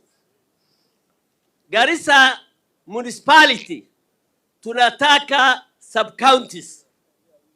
Tunataka sub-counties. Tutaleta proposal kwa PC na tutaangalia watu wasilaliane. Watu wasilaliane, kila ukoo inapata haki yake. Kitu kingine ambaye mimi nataka kuzungumza ni wale watu wanaitwa anti-two-term proponent. Bana minister, mimi nakuambia wakati ile Moi alikuwa president, kuna watu walisema Moi is a passing cloud. Alitawala maka ngapi? Maka 24. Wale watu ambaye wanafikiri Ruto ni mtu ata moja, tunataka kumwambia wao Ruto ile katiba nakubali 2 term. Semeni 2 term. 2 term. Na tutapambana na wale watu ambaye wanaitwa leaders of division and disunity. Tutapambana na wao. Tutaambia wao mtakutana na wale wanaume ambaye hawajui kurudi nyuma. Mkitaka kitu mbaya, mtakutana na nani? Na wale wanaume ambaye hawarudi nyuma. Bana minister, mimi nafikiri umeambiwa mambo mingi. Machifu walizungumza na wewe na ma-DC na kila mtu. Mara nyingine sisi wa Somali tunasemanga mzee na mkunga hawasemi ile kitu wanajua yote. Mkunga akianza kusema ile kitu anaona nani atakuwa na bibi. Mzee akianza kuzungumza mambo mengine, si ina mambo nyumbani naweza haribika. Mimi siwezi sema maneno yote, nitawacha ingine. Karibu. Assure our president, assure President Ruto that he has men and the women who are ready to defend him and his government. Bana PC, asante sana. I want to thank our PC. This man is a gentleman. He is very sober. He listens to people. And when you listen to people, you know you can address issue. With those few remarks, Bana Minister, you have made the history. From Marsabit to Mandera, I was really impressed when you said you are going to arm the chiefs along the border. In fact, I was very much moved. Sitaki, the time is running out. Even the Asr prayers has been called. I don't want to take a lot of time. Welcome, Bana Minister. Take message home. Yeye ana wanaume ambaye hawajui kurudi nyuma. Asante sana mzee. Hassan Osman Surie, ni wewe? Bismillah. Assalamu alaikum. Mheshimiwa waziri wetu, mgeni wa heshima, mstahiki gavana wetu, mpendwa Nadhif Jama, naona huko deputy speaker na wenzake, itifaki yote zingatiwe. Tafadhali sana, ningependa kuanza na Mimi ni mwenyekiti wa Local Peace Committee Garissa na mwanzilishi, mmoja ya waanzilishi miaka 20 iliyopita. Ningependa kuanza na jambo la huzuni. Kuna mama mmoja hapa, kijana yake for 9 months amekuwa abducted. Tafadhalini sana, I know we have a very able security team who are very cooperative, very good police officers, very good administration officers. They work with us very well. Hata usiku tunawaamsha. Lakini hiyo jambo labda iliwashinda nguvu. Nataka wewe mwenyewe, mama ndio huyu, kijana anaitwa Abdinasir Khalif.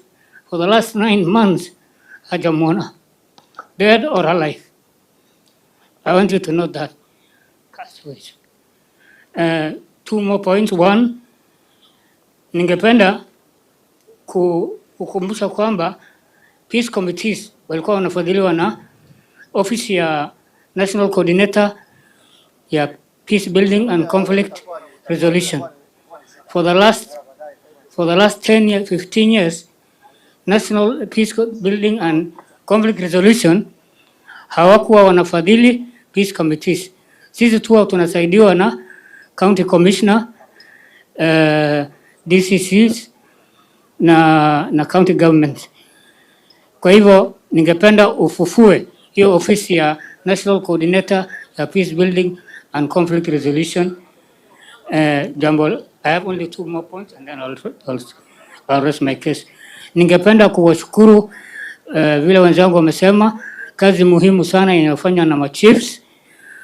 Wanafanya 24 hours, wanafanya kazi na sisi huko Bula, mali zingine very risky. Hata mimi ningependekeza wapatiwe silaha ya kujikinga. And mambo ya kipande, chiefs wanafanya bidii sana, lakini ofisi ya registrar kwa sahihi, mimi saa zingine siogopi kusema ukweli. With all due respect, the current registrar, there is something wrong with him. Siku nataka kustaki yeye kwa hadhara, lakini I will just request you, kuna miezi 9 kipande ilikatwa, kila kitu imemalizwa hapa from January to September. Hiyo kipande hiyo kuja, si makosa ya Garissa. Ingawa kuna malalamishi mengi kuhusu ofisi, lakini nawashukuru machiefs kwa hayo yote. Lastly, peace committees wana regional commissioner. That's why I was saying the minister revives the National Peace Building Office, the PS who is as the head.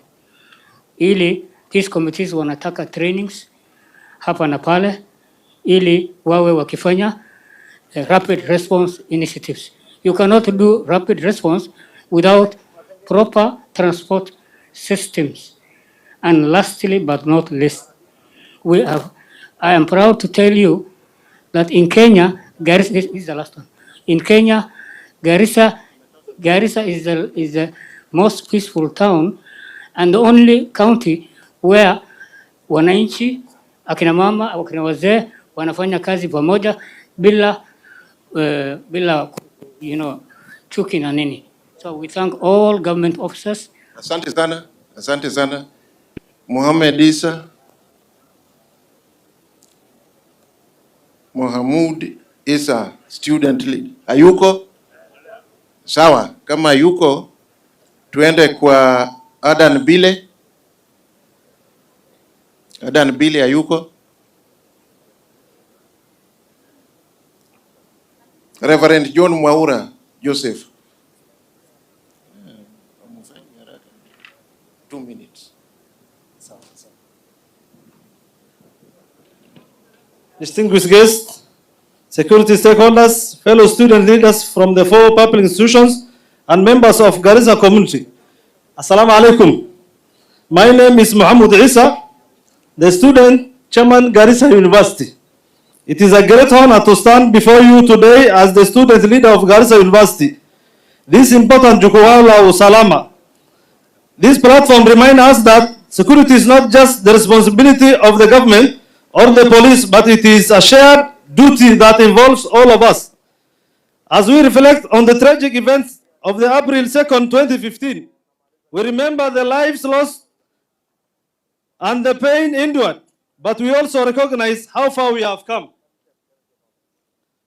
Bwana Waziri, Garissa University has transformed not just physically but in spirit and resilience. Today, I am proud to report that security measures at our university have significantly improved. Biometric gate access. Every student and staff member now uses biometric identification to enter the campus, ensuring only authorized individuals gain access. On campus police station, a fully operational police station has been established within the university, providing rapid response and constant surveillance. 3, 24/7 CCTV surveillance.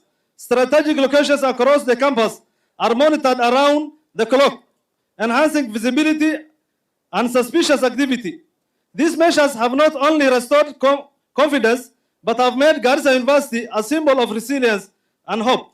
Let us continue to work together, students, security agencies, and the community, to ensure that our university remain a safe place for learning, growth, and peace. Asanteni sana, Mungu awabariki.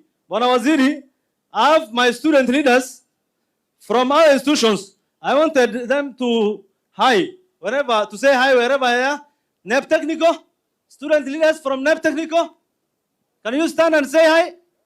Student from KMTC, Teachers Training College. Kindly, unajua Gen Z, and unajua tukirudi kwa university, watasema tu nyinyi hamkuona waziri bana. We wanted kindly to have a photo session kindly with you, with the student leaders, waziri. That's my request. Na nikwambie, Garissa University hakuna kiongozi mwenye amekuja mwisho alikuwa Bwana Kindiki. Hakuna mtu anakuja bila. It is the only university in northern part of Kenya. So, ukuja university, comrades wakuambie hi kindly. We request kama university president. Unajua mimi nimepigiwa kura na watu 7,000.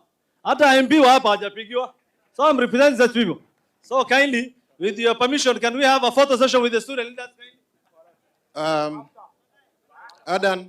Adan Bile is not there. Reverend Mwaura, dakika moja. Okay, na wasalimia wote, hamjambo. Our CS, Kipchumba Murkomen, our Able Governor, and all protocols observed. Ninashukuru sana kupata nafasi hii kuweza kwanza kutoa shukrani zetu kama Wakristo ama kama kiongozi wa kanisa.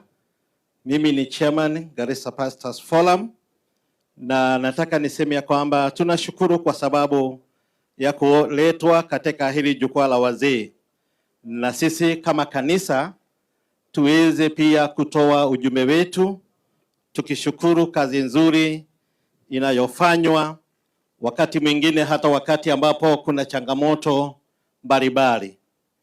Kwa upande wa serikali ya county kutoka gavana wetu, naomba niombe ya kwamba Garissa yetu imejaa madhenge sana na maeneo mengi yamefunikwa, na hiyo inasababisha hata walinda usalama wetu, askari wetu wanapotembea, pia mataa nyingi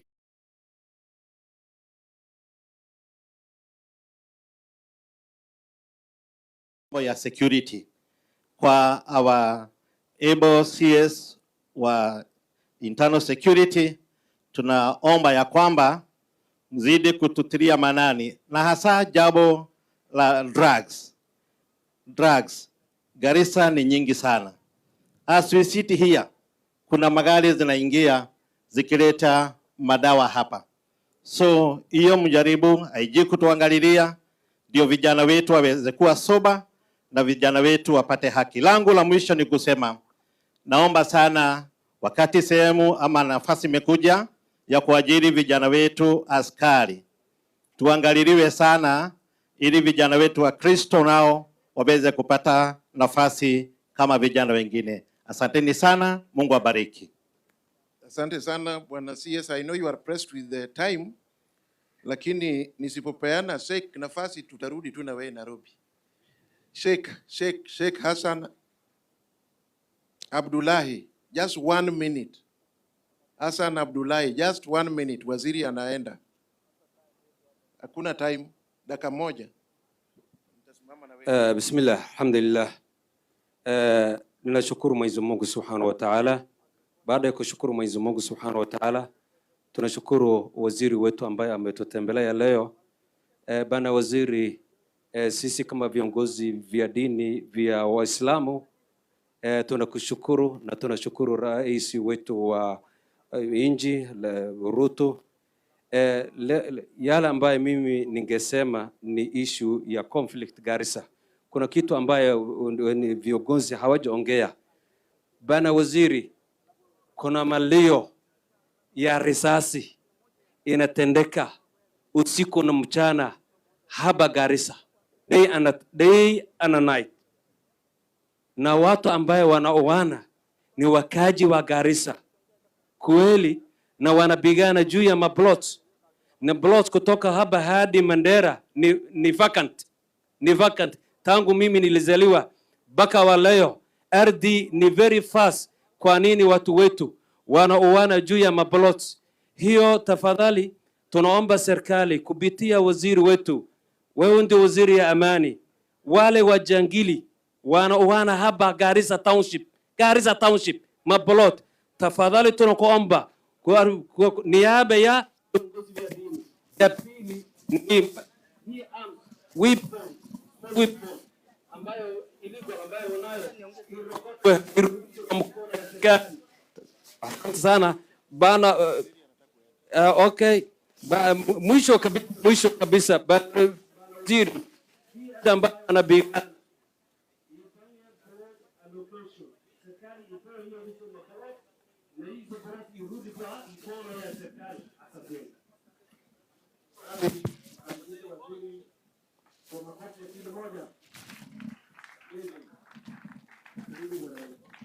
Asante sana.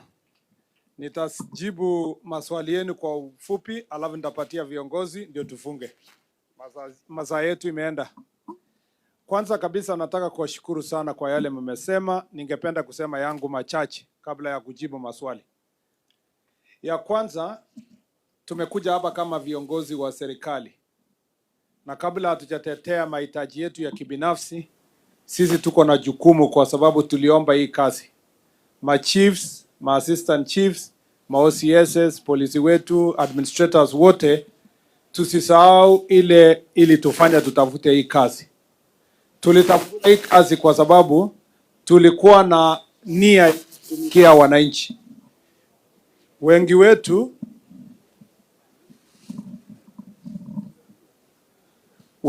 tulitafuta hii kazi hata wakati tulikuwa tunajua hakuna allowance, hakuna ofisi, hakuna motorbike, lakini bado tulitafuta.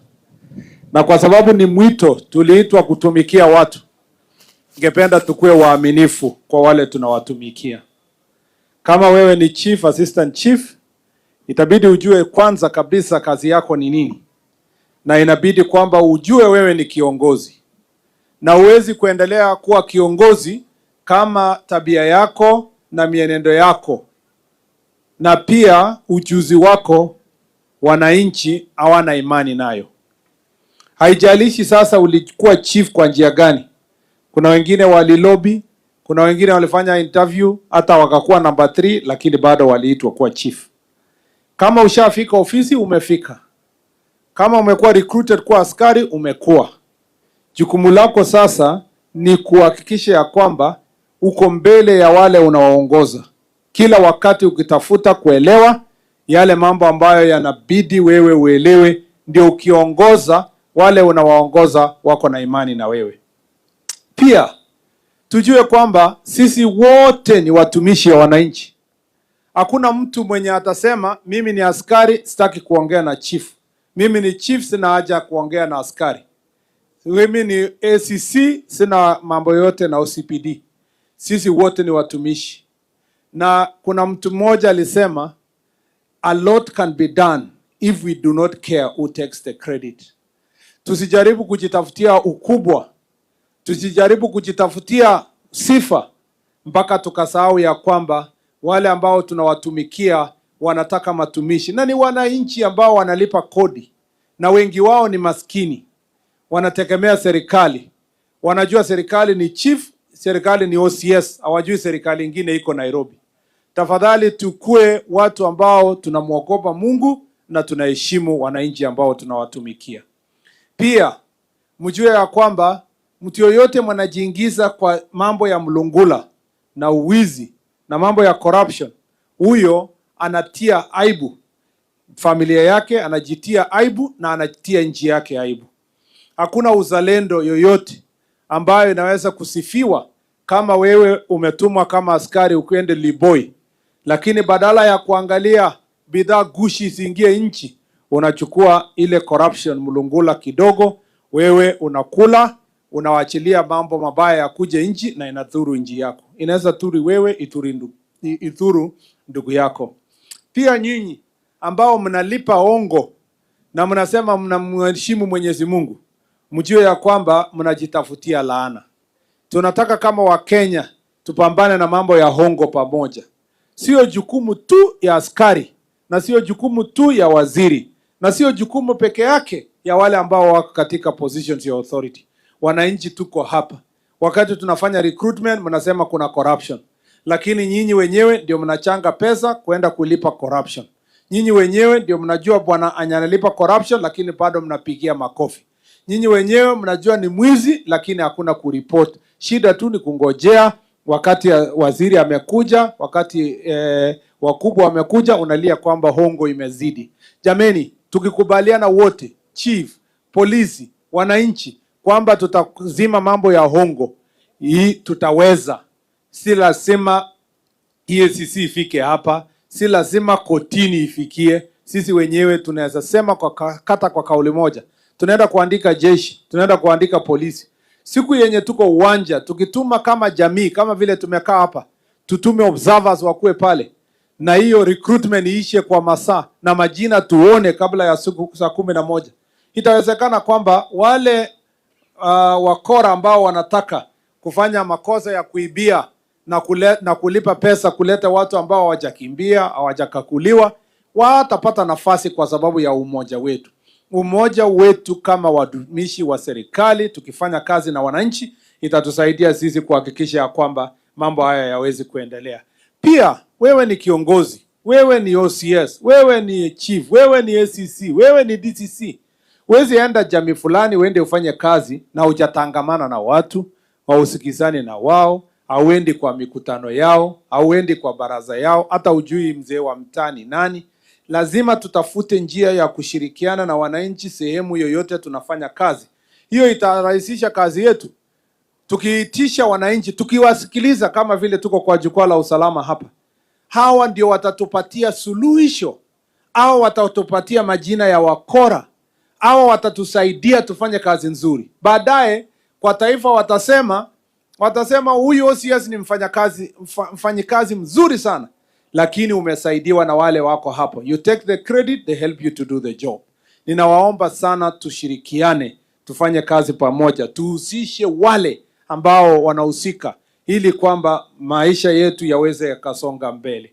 Kwa hivyo mimi nataka kusisitiza hapa ya kwamba umoja wetu pia ni kitu ya maana sana. Chief na assistant chief, tafadhali nawaomba, wewe ukishatoka location yenye umetoka, wewe ukishatoka jamii yako, umekuwa ofisa wa serikali, wewe usikue mtu ambaye ni mfungwa ya itikadi za kabila yako ama sijui clan yako. Wewe ni ofisa wa serikali. Isikue ni wewe unakaa kwa mikutano kupanga njama ya kupigana na clan zingine. Isikue ni wewe unaketi pale unapanga mambo ya uwizi ya ng'ombe na mbuzi na clan nyingine. Isikue ni wewe ndio unasaidia kuhakikisha kwamba jamii ama watu fulani wanajaribu kunyakua shamba kwa watu wengine. Usinyanyase maskini, usinyanyase mjane, usinyanyase watu ambao wajiwezi. Wewe usinyanyase mayatima, kwa sababu kazi yako ni kuwa macho kwa niaba ya wale walio chini.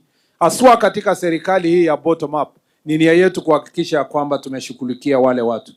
Mambo haya yote nimesema si bure. huwa tunapata habari ya ujasusi ya jinsi ambavyo mnafanya kazi. Askari fulani anasaidia anapitisha bidhaa kushi. Chief fulani anasaidia anapatia IDs watu hawafai kufanya. Chief fulani anasaidiana anapitisha bunduki haramu. Polisi fulani wao ndio wanasimamia mabwenyenye wenye wanapenda dawa ya kulevya. Tutachukua hatua ya kisheria na pia hatua ya kikazi. Hata kama tutapata njia ya kucollect the evidence kupeleka kotini, tuko na njia ya kukusimamisha kazi. Tukwambie wewe enda nyumbani, enda ulime shamba yako, uchunge mbuzi, uchunge ng'ombe, wacha mtu mwenye atatumikia wananchi akuje katika ofisi. Kwa sababu tunashughulikia mahitaji yako ili kwamba wewe uweze pia kutumikia wananchi. Na ujue kwamba hii ni mwito. Hakuna pesa ya kutosha kukulipa kama mwananchi, kama mfanyikazi wa serikali. Aswa kama wewe ni chief ama polisi. Kazi ile unapewa ni kidogo compare to ile kazi unafanya. Ni kwa sababu umeitwa kwa utumishi. Wewe ni kama ule sheikh, wewe ni kama ule kasisi, wewe umejitolea, unamtumikia mwananchi, lakini si ati pesa itatosha. Ni Mungu tu ndiye anaweza kukubariki wewe, kupatia afya nzuri, bariki watoto wako, bariki ngamia yako izae 2. Ngamia inazaa 2? Yeah? Ni mbuzi tu ndiye anazaa 2, si ndio? Bariki izae 2, ng'ombe namna hiyo, kwa sababu ya ile baraka ambayo wewe unatumikia watu kwa roho safi, na unawacha jina nzuri yenye itakuliwa na watoto wako mpaka ukoo ya 4 huko. Watakuwa wanasema kulikuwa na mzee mmoja alikuwa chief, alikuwa sister chief, alikuwa mtumishi ambaye alisaidia watu. Pia kuna mambo ambayo tunafuatia hapa Garissa hii. Ile mambo ya border niliwaambia ya kwamba tuko tayari, askari wetu wako tayari.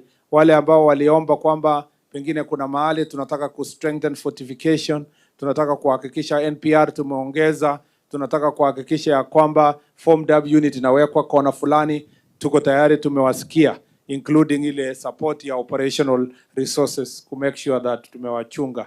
Pia ujenzi ya police station, nimeomba wabunge wetu sana kwa heshima tusaidiane pamoja. Mimi ni supporter wa NGCDF. Sisi tuna support kwa sababu tunajua pesa yenye imefika constituency hakuna haja irudishwe Nairobi ati kwa sababu hutaki mbunge asimamie. Wao wananchi watanyorosha mbunge. Wacha pesa ibaki kwa constituency. Hiyo pesa itasaidia kujenga classes na kujenga pia mambo ya kuhakikisha administrative units, ofisi ya chief, police stations. Na please jameni, kama viongozi tushikane pamoja tujenge police station ya heshima. Pia katika ile pesa ya housing, Mheshimiwa Rais ametupatia 17,000 houses yenye tutajenga ya police officers ikiwemo pamoja hapa Garissa. IG atalete update in a month or 2 kwa Kenya mzima penye inaendelea hizi contracts za kujenga manyumba na penye tutaanza kwa police station. Nakubaliana sana na viongozi wa serikali, mmesema ma OCS, SCCs na chiefs na hata wananchi mmesema kwamba title deeds haiko kwa public institutions na inakuwa ngumu, including ule ofisa kutoka prisons. Ni kweli kwamba we need hiyo, imetokezea kutoka county zote. Hii ni jukwaa number 47 mimi nimeenda katika county 46 kwa sababu tulifanya kwa Mandera 2. Na mimi nataka kusema ya kwamba tumesikia sehemu zote iko shida kwa upande wa cheti miliki kwa mambo ya mashamba ya ofisi za serikali. Tutahakikisha ya kwamba tukikaa chini kwa ripoti yetu, tunataka kukaa chini na Minister of Lands mbinu ya kuhakikisha all public institutions iko na title deed. Ndio ukipeleka hata kwa minajili ya kujenga projects fulani, tutakuwa na vyeti vya kutosha. Sio kesho mtu aende kotini na achukue police station yote aseme ni yake. Pia ningependa kusema kuna mambo yanayohusikana na mambo ya community conflict. Mimi nawaomba tuendelee, wazee wetu tukae pamoja, tukae na wananchi tuongeleshane, na wale wako na bunduki haramu tunawaambia waotoe hiyo bunduki kabla hatujafanya operesheni kwa sehemu ambazo watu wanafanya bunduki haramu kuhakikisha wanaumiza wananchi. Na wakati tutafanya hiyo operesheni itakuwa tunatoa mtu kidogo kama chawa. Hakuna wakati tutajaribu kupiga wananchi wote. Sasa tuko na akili, tuko na maafisa, tuko na tajriba. Maafisa wetu wako na uwezo ya ku-identify ule ako na bunduki na kuenda directly kwa huyo mtu bila kuumiza jamii. Zamani operation ilikuwa inatumwa GSU, Red Berets wanakuja wanapiga village mzima, wamama, wazee, manyumba, kila mahali. Siku hizi hakuna haja ya hiyo. Tunakupangia tu, nasema hiyo bunduki ulete, usipolete unatafutwa. Na kwa hivyo ni ya maana uhakikishe kwamba bunduki haramu zinazotumiwa kuumiza wananchi siondolewe, na wale ambao wanashirikiana na majangili na wakora ambao wameumiza nchi yetu pia mjiondoe katika hiyo kazi. Hiyo biashara haiwezi kukufaidi, itakuelekeza kwa njia ya jehanamu, na njia ambayo ni mbaya, njia ya kukumaliza. Ni vizuri wewe ukue katika ile njia nyepamba, njia ya kisheria ambayo itakuhakikishia ya kwamba wewe utakaa kama mwananchi ambaye anaheshimika. Mambo ya mashamba ambaye Sheikh alisema hapa na wengine wamesema, tuko na shida ya mashamba hapa. Wazee wetu mshirikiane na administrators na watu wa lands, mkubaliane vile mtafanya adjudication. Nimeambiwa kwa hii town hakuna mtu wako na title deed, kwa sababu ni wachache wenye wako title deed, ni wachache sana. Town mzima ni kila mtu ni squatter. Na kama community imekubalia Mr. So and so kuishi hapa, ni kitu ya maana kuhakikisha kwamba huyo apewe cheti chake, ndio iache hii malumbano na vita ambayo watu wanapigana, na ifanye kwamba hii town yetu ikiendelea kupanuka, plan itakuwa very expensive, na it is important that we resolve these land related issues. Tuko na maneno pale Dadaab na is it Dadaab na Fafi kwa mambo ya refugees, Akadera na Dadaab. Nataka niseme ya kwamba tunajua kwamba kuna shida saa hizi. Tumeketi chini na governor na wabunge kuulizana sasa, wakati sasa hii investment ya mambo ya refugees imeenda chini, what will happen? What is the future? Na ulisikia ule OCBD akiongea hapa na OCS kwamba wanajaribu kudhibiti sehemu hiyo, lakini we don't want it to be a security challenge to us. We want to have a proper conversation. Kuna wadhamini walisema watatusaidia kupitia ile integration plan kuhakikisha wamejenga infrastructure katika sehemu hiyo. Saa hizi Dadaab ni municipality, tunataka Dadaab ipangwe vizuri. Nia ya Mheshimiwa Rais ni kupanga Dadaab kwa njia ya kwamba wale watu ambao wako huko, wako refugees, wasiendelee kuharibu environment. Pia ninakubaliana wale wamesema tutume KWS ndio wanyama wetu wachungwe kwa wale ambao wanafanya mambo ya poaching. Pia watu wa KFS wanatakana kupewa nguvu ndio wajunge miti yetu kwa sababu inachomwa. Through ile integration plan ilikubalika kwamba sasa watu wapewe gas na wapewe mitungi zingine, na stima pia iunganishwe iende pale, including solar power and so forth. Hiyo projects kubwa. Wacha niseme namna hii, katika northeastern yote na Kerio Valley, especially upper eastern na northeast, north rift, shida kubwa ya yenye inaleta usalama ikidhoofike ni mambo ya marginalization. Na ni ukweli kwa wale walisema kwa hapa, there is no accident, there is no coincidence that the most underdeveloped areas in the country are the most insecure. It is a clear message that insecurity is brought about by marginalization. And that is why we cannot speak about security in isolation.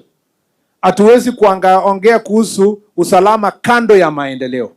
Barabara hii yenye rais anajenga kutoka Isiolo, Modogashi hapa, iende all the way mpaka Wajia, Samatar, ikisonga ikienda huko Kotulo, iende mpaka Ramu, mpaka huko sasa Mandera. Hiyo barabara yote, na nilipitia sehemu hizo huko Elwak, nikiangalia pia tukipita huko. Nikisema ya kwamba hizo barabara ni ya maana sana, 749 kilometers, na itasaidia sana sana kubadilisha mambo ya usalama. Wakati rais alikuja ofisi, nilikuwa waziri wa barabara, aliniambia ile barabara ya Lamu kuja Ijara ambayo ilikuwa maram, akasema enda uhakikishe kwamba contractor amerudia ikuwe ya lami, kwa sababu itakuwa bure, tuweke pesa mingi na tujenge barabara ya maram. Saa hizi hiyo barabara inaendelea kuwekwa lami, imefanywa 46% na imeanza kuwekwa blacktop, na sasa tutamaliza ikuje mpaka Ijara. Mpango ya serikali ni sasa itoke hapa iende Dadaab, iende Liboi. Hiyo design inaendelea sasa kuhakikisha hiyo imebadilishwa. Hii Lapset corridor pia all the way mpaka Turkana inapangiwa. Ile barabara pia ya kwenda juu kutoka Mandera ikienda mpaka Marsabit mpaka ifikie Lake Turkana ni ya maana. Lazima tubadilishe hii area yote kupitia maendeleo. kujenga damu za maji, kuhakikisha kwamba mashule imejengwa, kuhakikisha kwamba maendeleo inafanywa. Ndio maana kama tunataka kumaliza uhazama ya insecurity, lazima tuinvest kwa watoto wetu huko mbele. Mashule waende shule. Tuhakikishe kwamba infrastructure yenye tunajenga inatusaidia kibiashara. Ndio sasa tukisema tufungue Liboi border, tutakuwa tuna uwezo ya kudhibiti mambo ya insecurity. Na ukiona tukisaidiana na ndugu zetu huko Somalia, tukiwaombea na kuomba kwamba wapate usalama, ni nia yetu, kwa sababu tunataka majirani ambayo watatusaidia kupunguza mambo ya insecurity katika sehemu. So your projects are being taken care of. I'm very happy governor, wewe umejenga hapa terminal, ulikuja ofisi yangu tukasign agreement ile ya partnership, wewe umejenga good terminal hapa, hii ya airstrip hapa. Sasa na airport inaendelea kujengwa, runway, na nimepata contractor anasonga kabisa. Hiyo ni baadhi ya mambo ambayo itabadilisha Garissa hii na Kenya hii. Na mimi nikirudi Nairobi, recommendation yenye tutafanya kama security team, tutatia mkazo mambo ya maendeleo, kwamba the best way to sort the problems of asal areas, northeastern, upper eastern, huko pande za North Rift na sehemu za huko chini tufika Tana River na sehemu za pwani, the only way we sort this problem up to Lamu ni kuhakikisha ya kwamba tunatia maanani sana mambo ya maendeleo. Ninawaomba chiefs na assistant chiefs, jameni, tafadhali saidia watoto wetu waende shule. Hao watoto wenye tunawaacha wasiende shule ndio watakuwa shida hapo baadaye. Lazima tufikirie njia yenye tutasaidia hao waende shule. Lazima tufikirie jinsi ya kuhakikisha wasichana wetu wamesoma. Mara nyingi sisi pastoralist all the way mpaka penye natoka, hatuna haja na wasichana. Tunaona kwamba hawa wataolewa, wataenda kuwa mama ya nyumba hapo, hakuna haja kusomesha. Lakini huyo msichana wako huyo moja, mmeona wasichana wengi hata ya kutoka pastoralist hapa, wakipata nafasi ya masomo wanasonga kabisa, wanakuwa watu wakubwa katika taifa hili. Huyo msichana mwenye unamdharau ndiye atakuwa nguzo ya familia yako. Ninawaomba tusaidie watoto wetu waende shule na tuhakikishe kwamba tumepambana na ile shida ya FGM, ukeketaji ya wasichana. Chief, kwa nini mmenyamaza? Nyinyi ndio mnapeana license ya FGM. Lazima tusaidiane kuhakikisha tuna protect, because FGM haikuji peke yake na madhara ya health. Many women who have gone through FGM, they have challenges later in life, even during birth. But that is not the main problem in the beginning. The problem is that mtoto akishaenda through FGM, ndio huyo amewacha shule, ameolewa, maisha yake imebadilika. Let us do everything to protect our children and our girls. Na pia, let us confront the problem ya gender-based violence. Chiefs, sikubali hii maneno ya maslaha ya kusema ati mtu analipwa kwa sababu ati wamemaliza kwa nyumbani, alikuwa tu amepika bibi yake lakini akapika sana. Hakuna discipline yenye mtu anapiga bibi yake. Discipline ni mdomo. Kama una mdomo, kama una ulimi, kama utumii ulimi yako kunyorosha bibi yako na ile ulimi ingine na fimbo ya wazee, kama unatumia fimbo ya kupiga, umepotea wewe kabisa. Tumeelewana? Nyumbani sasa imetosha. Fimbo hii ya kutoa msituni haitoshi sasa kuondesha familia. Enda uendeshe na ulimi yako, kuhakikisha kwamba jamii yako inakaa vizuri. Ukipiga bibi yako utashikwa. Na nyinyi wanaume pia, wamama wenye wanapiga wanaume, muache. Mnangojea wakati amekula miraa sana na ameongeza ile kakitu, ile dawa ya pharmaceutical, unasema huyu mzee alikuwa ananipiga zamani akiwa na nguvu, acha ninyoroshe. Wamama pia wenye wanapiga bwana zao, hiyo lazima. Na nasikia chief, nasikia mwanaume akikuja kwenu aseme nimepigwa na bibi, mnamcheka sana. Anambia umepigwa na bibi? Wewe hakuna polisi ina record statement ya mwanaume amepigwa na bibi. Unarudisha nyumbani. Gender violence is not for men only, if women only, it's also for men. We need to make sure that those issues are dealt with. Kuna mambo mengine mengi yenye ningependa kusema lakini tumeandika. Wacha niseme ya welfare kidogo sana. Mmesema mambo ya housing, we will work on those issues. Mmesema mambo ya transfers. Nakubaliana na wewe bwana OCS. Watu wakaa hapa mwaka 8 10 sio fair. Na tumeambiwa hiyo kutoka sehemu zote. Pia mambo ya promotion. Hii promotion yenye unless mtu apite town ndio mtu mmoja apate mbili, watu huko ndani wanajitolea na hawashughulikiwi, that will come to an end. The IG is working on the policy thanks to jukwaa la usalama ya kuhakikisha kwamba promotion will be standardized, it will be fair, it will be visible. And when the vacancies come, it will be distributed fairly. Pia IG is working on transfer policy with a system ya ICT yenye akiona kwa ofisi yake unaona mtu amekaa more than the time it has been agreed, kama ni 3 years ama 5 years, ukipita inatoa red, nasema huyu mtu anafaa kutoka.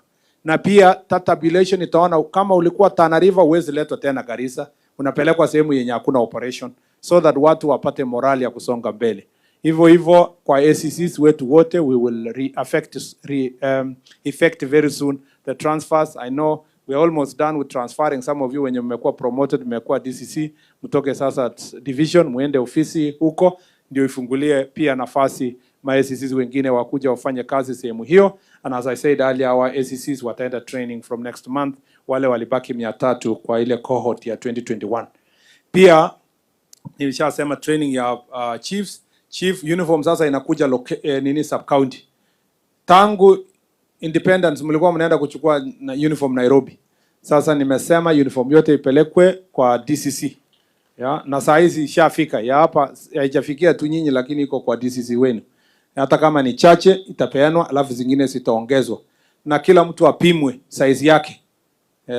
Sipatia chief uniform ambaye anakaa kama marinda na kumbe ni mwanaume kwa sababu ni kubwa na mwili yake ni kidogo. Lazima apimwe. Pia mambo ya magari na motorbikes, we are going to look at that issue. Kuna procurement inaendelea na ikimalizika with by December hii tutapatia nyinyi priority watu wa northern part of the country because of the difficulties you are dealing with. But make sure that any car yenye inakuja share. Kama talete gari mpya kwa DCC achunge ACC wake. Tukileta kwa OCPD achunge OCSs mpaka magari zote siweze zikafikiana, kila station ipate gari. Pia tunataka kuhakikishia ya kwamba kwa mambo ya institutional housing, we are also considering those issues. The allowances ya CME, organization ya KPR policy is ongoing. Tunataka tuone kwamba NPR watakuwa organized properly, allowances yao ikuje, uniform wabate na command structure yenye inaangalia mambo ya OCS ikuwe imekuja vizuri. Kuna mambo mengine mmesema hapa yenye inahusiana extraneous allowances, mambo ya security allowances, mambo ya confidential allowance. Hiyo yote has been recorded so that we can consider how best we are going to deliver on those issues. Kuna mambo ya operationalization of administrative units, locations, sublocations and divisions. Please naomba kwamba tusaidiane pamoja. Ile report inatoka mashinani ya kuhusu hizo administrative units ikuwe fair. Hatutaki overlap ya locations na another location. Na pia don't go and create another settlement kwa ribu environment na grazing area ati ndio tupate chief ama assistant chief. Lakini tuta operationalize, tumepata budget kidogo, tutaweka fairly, but also we will take care of the areas that are marginalized so that mambo iweze ikaenda isonge mbele pamoja. Kwa hivyo niko na mambo mengi mmesema.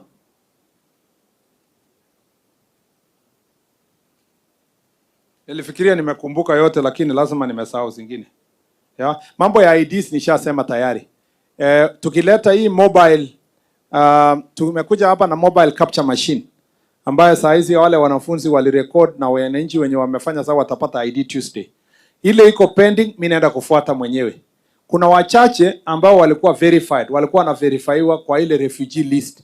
Because kuna watu walikuwa kwa refugee list na at the same time kwa ID kwa sababu ya makosa ya zamani. Unajua 20 years ago watu wengine walijiregister refugees hawakujua what is going on, wakasema hii kitu iko hapa inaitwa Dadaab. Naona iko na chakula kuliko community hapa. Sasa wakati mambo imeenda mrama, watu wamesema hatutaki kuitwa refugee kabisa, tunataka kurudi kwa wa Kenya. Hiyo process ya ku declare na ku clear those issues has been going on and that will be sorted. There is a process that will sort out those issues ya wale ambao walikuwa wameregister before. Mambo ya fuel, nashukuru sana, tutasort hiyo mambo yote. Traffic officer across the country is the most affected kwa mambo ya magari, mambo ya mental health leave allowance, responsibility allowance, strength. Tumesema kwamba in this hiring ya police, ya recruitment, tutaweka more strength kwa these areas because the normal police station are very weak numbers, na also hakuna wamama, most of them are in women. Tukifanya recruitment jameni, encourage watoto wetu wasichana wa apply wakuwe polisi. Tunajaribu kusonga ifike 20% ya police officers ni wamama. So this year recruitment ni ya kuongeza wamama. Wamama wa hii region wa apply because hawa ndio tutapost kwa police station. Because wanaelewa culture na wanaelewa circumstances around in around this place. Wakati kuna cases ya defilement na violence, hawa ndio wamama watawaendea na watasikiza, watauliza maswali yanayofaa na wasaidie. Please encourage our girls to apply for the police, to come for the recruitment of the police in this area. I think that mutani hata yenye sijasema kwa hapa yote nimeziandika. Mambo ya political interference tumesema hiyo, mambo hiyo yote ya interviews ya chief na interviewer na anakaa milele bila kurelease, hiyo ndio tunaita political interference. Unataka kutoa, mwingine anapiga simu, mwingine anafanya hivi. Hapana, tunakaa sasa administrative. Kwa ofisi yangu nimewaambia kazi yao ni kuuliza RC na regional security team, county security team. Akishapata proper advice we proceed. Hakuna haja mtu akuambia lazima uandike huyu chief kwa sababu ni agent yangu. Hiyo ndio inaharibu national administration at the grassroots level. Si nimesema mambo mengi? Nimesema maneno mingi? So tumeandika, tumesema hiyo yote. Na nyinyi mnajua tunafanya kazi na watoto wenu huko Nairobi. Nyinyi watu wa Garissa na wapenda sana. Hata kabla sijakuja hapa, kwani nyinyi hamjasikia kwa Kenya nilikuwa natetea Garissa? Siku ile nikiwa Senate sikuwa natetea Garissa? Hamkuona nikigonga meza nikiambia speaker don't sacrifice Kenya? Hamkusikia hiyo? Wakati walitaka kutoa pesa ya Garissa, Mandera, Tana River, Wajir, Marsabit, Lamu na kutudanganya sisi Elgeyo Marakwet ati tumewapatia kidogo. Piga kura, angusha hii watu. Hii watu wako na pesa mingi. Ati watu ni wachache. Hawako. Hii watu wako huko juu. Na hiyo wakora tu bado wako. Hata saa hii tukileta mambo ya IDs hapa anasema sisi tumepelekea refugees. Nyinyi ni refugees. So mimi nawapenda ya ukweli. Na hii maneno nafanya kutoka roho. Sio kikazi.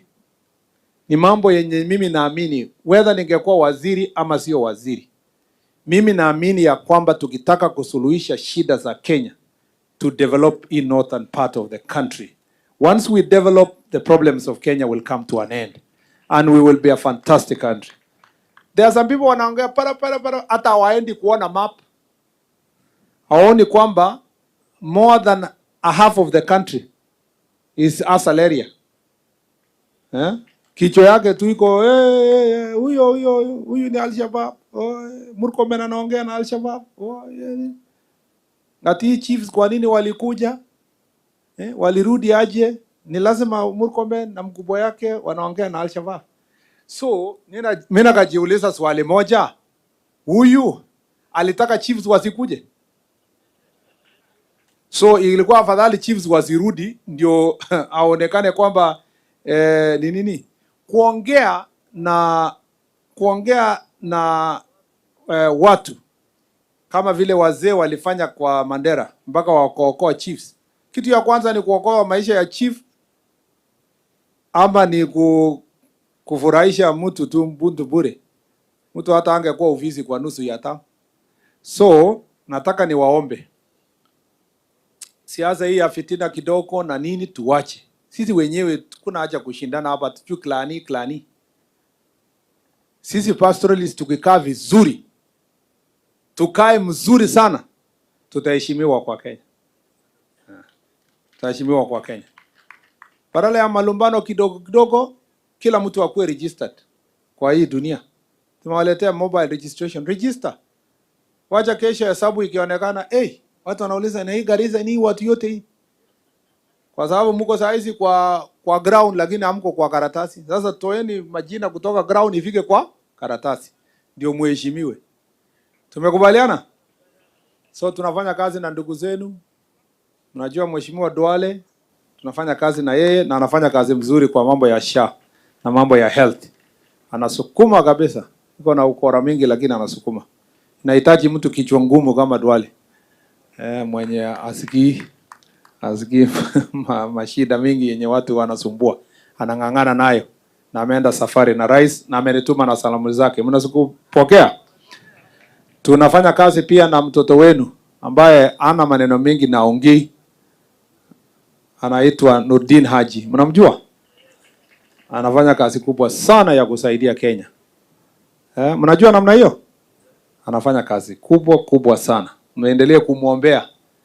Ndiye atumikie nchi yetu kwa uaminifu na atusaidie wakati tunapambana na mambo mengi ya taifa.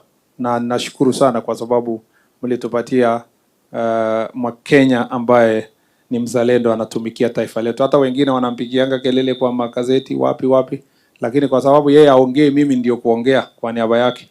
Ni mtu mzuri. He's a very good man, he's a very hardworking citizen and he has served this country with distinction. Na wengine wengi ambao tunafanya kazi pamoja. Kwa hayo na mengi, sijui ndawacha speaker akiongea mimi niende. Wacha speaker akiongea, alafu mimi na IG tuende kwa sababu tumeshikwa na saa. Lakini speaker ameniambia ataongea very briefly. Mnipatie nafasi sasa nimkaribisha speaker wetu, I recognize our MCS, alafu aseme mambo machache. As a deal, trade off, speaker wewe unajua Sabulei, si ndio? Ako kwa ofisi yangu. So, let us trade off. Wewe uongee, kama lazima MCA moja ni mtu moja, alafu the trade off is I host you in my office. Mkuje tuongee mambo mengi kama MCAs vile tutasaidiana pamoja. Alafu sasa umpatie Mheshimiwa Abdikadir aseme neno moja. Karibu.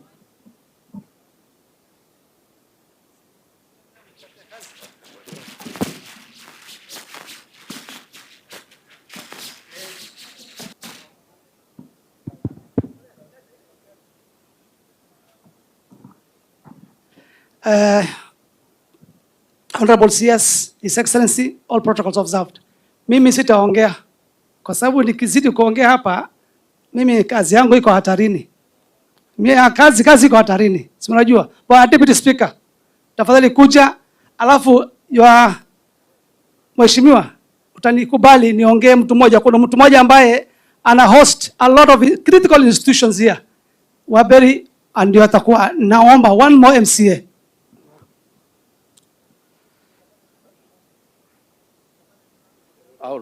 You want me to do? Thank you for that. Mheshimiwa CS, Bwana Deputy Speaker Mustafa Abdirashid, yeye ni wa township ambaye ni 15 ward. Mheshimiwa Abdurrahman Muhammad Ali wa Sankuri, Balambala constituency. Mheshimiwa Abubakar Haji Sugo ni wa Beri ambaye ni hapo ina host, I said university, KMTC, a lot of critical institutions are hosted under his ward. Nani mwingine? Honorable Hassan yuko hapo. Honorable Timira, nominated member under ODM. Honorable Abdurrahman Waijara. Honorable, we have the youngest in the block, the youngest kid in the block, Mheshimiwa huyu ambaye amenominatiwa juzi to replace a deceased member. Honorable Abdulkadir Aden.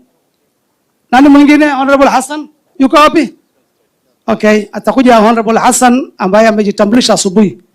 Tafadhali sana kwa sababu ya wakati na heshima ya CS, wacha niwapatie Bwana Deputy Speaker, alafu mwingine ni Bwana Waberi.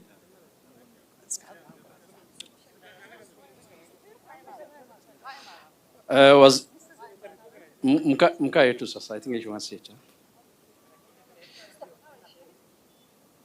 Mheshimiwa tumemsahau Madam Fatuma hapo, Mheshimiwa Fatuma ambaye ni pia nominated.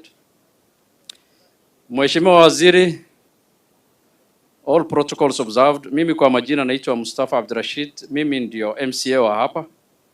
Sio MCA wa hapa lakini upandio mwingine ya barabara. Nafikiri kwanza kabisa nitawakaribisha Garissa. na nafikiri mengi yameongelelewa, but I want to add two things. The issues that I want to add is, waziri, nafikiri umeongelelea maneno ya ardhi, land ownership. Mimi ni kijana ya chief, na mimi najua yes, I'm going to the point, yes. Na mimi najua zamani kabla ya devolution kulikuwa na land allocation committee na kulikuwa na provisional allocation committee.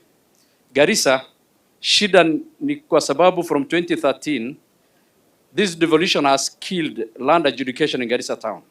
And I'm glad that the governor is here listening. Now as we speak today, you cannot do anything in Garissa on matters of land, because the governor has written a letter to National Land Commission putting a caveat on land transactions. That is why we are killing each other. Kwa hiyo mimi ningeomba governor atoe hiyo barua kwanza, sababu ardhi inaletaga shida kubwa sana. Ya pili, mimi nawakilisha urban rural ward inaitwa 15. Na kuna camp ambaye inaitwa Korakora ambaye ni divisional headquarter. Hiyo camp ni operational camp. Mimi ningeomba IG gazette iwe substantive camp, because hiyo mahali ilikuwa imepigwa na Al-Shabaab sometimes back. Kwa hivyo we need that camp as quickly as early as tomorrow. Tafadhali mtugazetia hapo. Ya pili, tuko na officers ambao wako hapa ambao wengine wamfanya kazi zaidi ya miaka 20 na bado ni askari tu. Kwa hivyo let's just motivate them. So wapatia asanteni na karibuni. Thank you very much, Bwana Waziri, Your Excellency, distinguished guests and fellow residents. I want to so brief. Between 2021 and to end 2023, Waberi ward faced immense insecurity. Waberi faced immense insecurity. One of the most painful incidents was the brutal killing of 6 school-going children whose perpetrators have not been brought to justice, and this remains a deep wound in our ward. However, we sincerely thank the Ministry of Interior and Garissa County to have established the Kunasa police post, which has significantly improved security. We are grateful for intervention and humbly request the Ministry of Interior to operationalize that Kunasa police post. Waberi has 4 administrative units, Waberi East, Waberi West, and Bulamuzuri location and Tawaka location. We further request for other 3 administratively, namely Bashal location, Tawfiq location, and Kunasa location. Minister Waziri, we remain committed to working closely with your ministry to ensure long-lasting peace and stability for development of Waberi world. Thank you very much. Waziri, karibu, and all protocol observed. Yangu ni Bwana Waziri, tulikuwa tunataka kuomba operationalization ya Sankuri sub-county. Already tumepata police watu wataandikwa, lakini ile tungeomba ni hospital pia aletwe haraka. There are a lot of divisions. Tungeomba Absame tupate division ya Balich, tupate ya Kasha, and also if we can get another sub-county. Kuna sub-county inaitwa division inaitwa Danyere, Bwana Waziri. Hiyo division ilikuwa sub-district. Bwana Waziri, hiyo division ilikuwa sub-district since before even other sub-counties. Tungeomba kama tunaweza pata Danyere sub-county. Asante. Asante sana. I'm over with my MCS. Karibu Mheshimiwa Abdulkadir.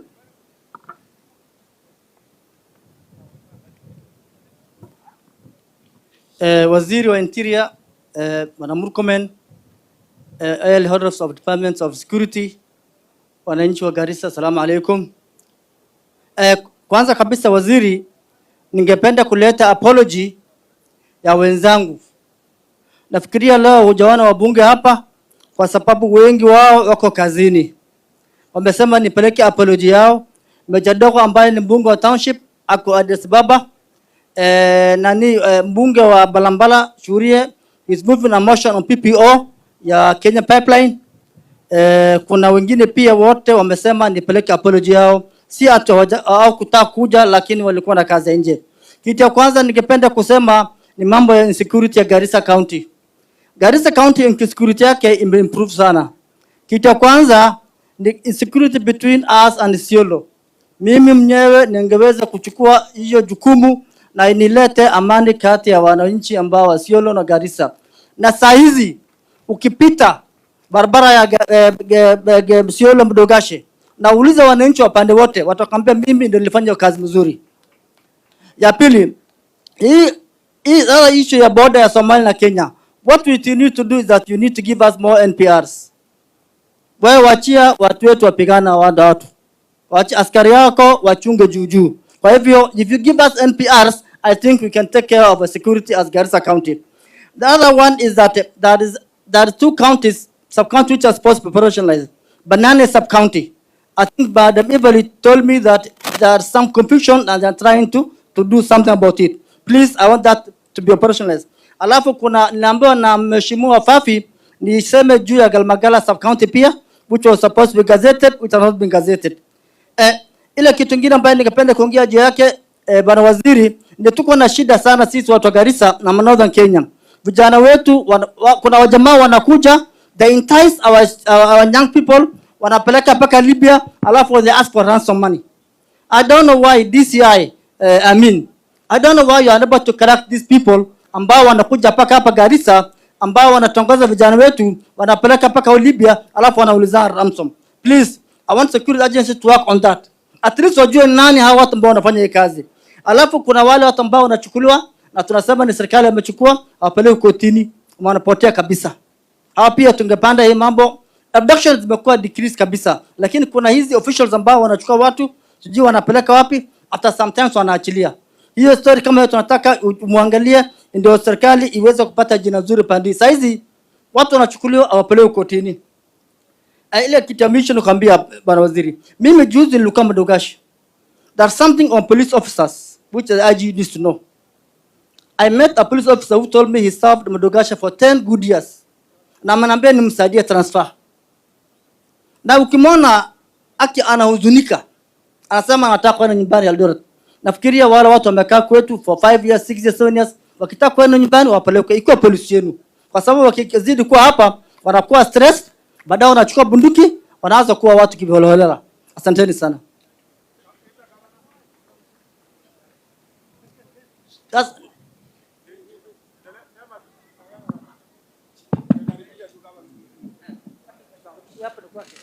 Okay, bismillahirrahmanirrahim. Waziri karibu tena. Mimi sitasema mengi. Yangu tu ni kwamba to appreciate na hakika tumesikia mengi sana. I want to assume that hawa machifu wetu, assistant chiefs, DCCs, hawa watu wameongea vizuri. Waziri, and they need mambo yao na hali yao iangaliwe, na I think it's only fair that jukwaa la usalama iwaangalie vizuri yale mambo ambayo wamesema.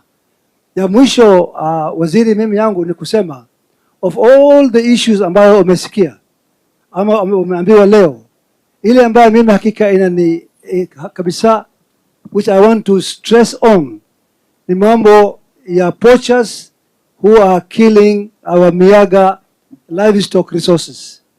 Bwana waziri, on 27th of this month, ambayo ni Saturday kesho kutwa, tutakuwa hapa na celebrations ya World Tourism Day, and our main theme is to sensitize people, watu wa Garissa na wale pia wako nje ya Garissa, kwamba we need to protect and to conserve our wildlife. Waziri, I will come to you. Now we need now to exercise serious plan of protection of our wildlife from poachers who are day in, day out killing our miyaga livestock. We cannot continue like this. Na sisi tu hakika tukiangalia tu, and our wildlife is daily being reduced in large numbers. Kwa hayo machache, mimi ningesema waziri, karibu tena, asanteni sana. Regardless of masantin, sida wanaagsan aad meeshan maanta ugu imaateen oo aad u soo dhaweyseen wasiirka. Asanteni sana. Waziri karibu. Bas, watu wa Garissa tuko pamoja. Tuko pamoja.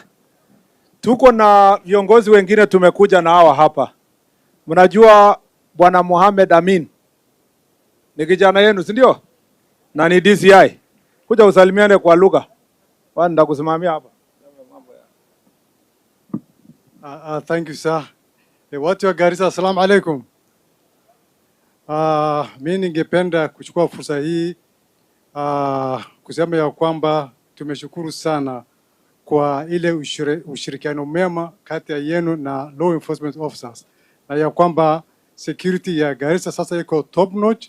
Tunajua kuna criminal gangs hapo na charge, and we have given instructions to the County Security and Intelligence Committee na hatua itashughulika. Thank you very much. Tuko na kijana wenu mwingine anaitwa Masengeli. Si Masengeli ni yenu? Si mmekaa na yeye? Ni DIG wa police, awasalimie 1 minute. Thank you so much, sir. Hamjambo. Angalia mwenzako mwambie wewe ni mtu wa maana sana. Angalia mwenzako jirani yako mwambie wewe ni mtu wa maana sana. Na umwambie asante kwa kazi mzuri unayofanya. Nataka tukumbushane kitu moja tu kabla nikae. The eye that does not keep watch will soon find its granary empty. Security is a continuous work. See ku switch on na ku switch off. Let us be vigilant, keep our community safe. Thank you, sir. Haya, tuko pia na kijana wenu mwingine ambaye ni chairman wa IPOA. IPOA kazi yake ni kuangalia vile askari wetu wanafanya kazi na kuwasaidia wafanye kazi kisheria. Anaitwa Isa Hassan. Pigeni makofi. Na uongee Kisomali nisikie kama unajua. Waziri, assalamu alaikum. Waziri, mimi naitwa Ahmed. Babangu ndo anaitwa Isa Hassan.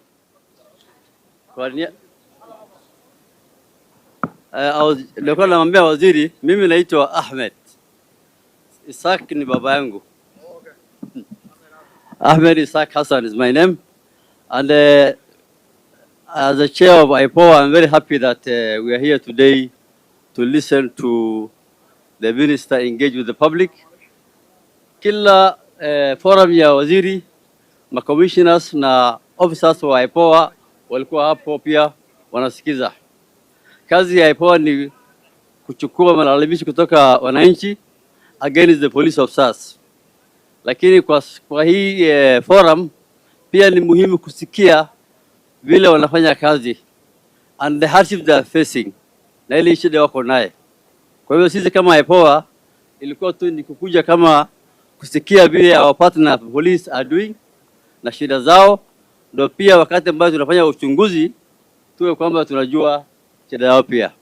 Thank you very much. Asante sana, pikia chairman makofi. Alafu mwisho kabisa tuko na IG Douglas Kanja. Aseme neno moja. Asante sana waziri. Mimi nitatumia tu dakika moja peke yake. Wakaaji wa Garissa, assalamu alaikum. Assalamu alaikum tena. Na nikisema wakaaji wa Garissa, mimi namaanisha wakaaji wote pamoja na askari wetu, pamoja na machief, sub chiefs, kila mmoja wenu ni wakaaji wa Garissa. Zili kweli? So, ya kwanza nashukuru sana maofficers wetu kwa kuweza kufanya kazi pamoja na the members of the community hapa. Maana mkifanya namna hiyo tumefaulu sana. Ya pili, for the community tunawaomba muendelee kushirikiana pamoja na maofficers wetu. Maofficers yetu muendelee na hiyo kufanya kazi pamoja kwa ile ushirikiano wa multi agency ndio tuweze kufaulu vizuri. Machiefs, sub chiefs, ACC, DCCs wote tuchikane pamoja na tufanye kazi pamoja na wale viongozi wengine, azizi wote tutafaulu. Ya mwisho, ile mambo mumesema maofficers ya polisi, ile maneno mumesema tumeisikia. Na hiyo yote tunaenda kushughulikia pamoja na ile ingine tumesikia kule kwingine. Na kwa hayo machache mimi nasema asanteni sana na muwe na jioni njema. Leo ni siku tumetumia vizuri sana. Asante sana waziri. Bas, mimi nawatakia baraka za Mwenyezi Mungu. Tukikutana huko mashinani penye nitakuja tusalimiane. Si namna hiyo? Asanteni sana na Mungu awabariki.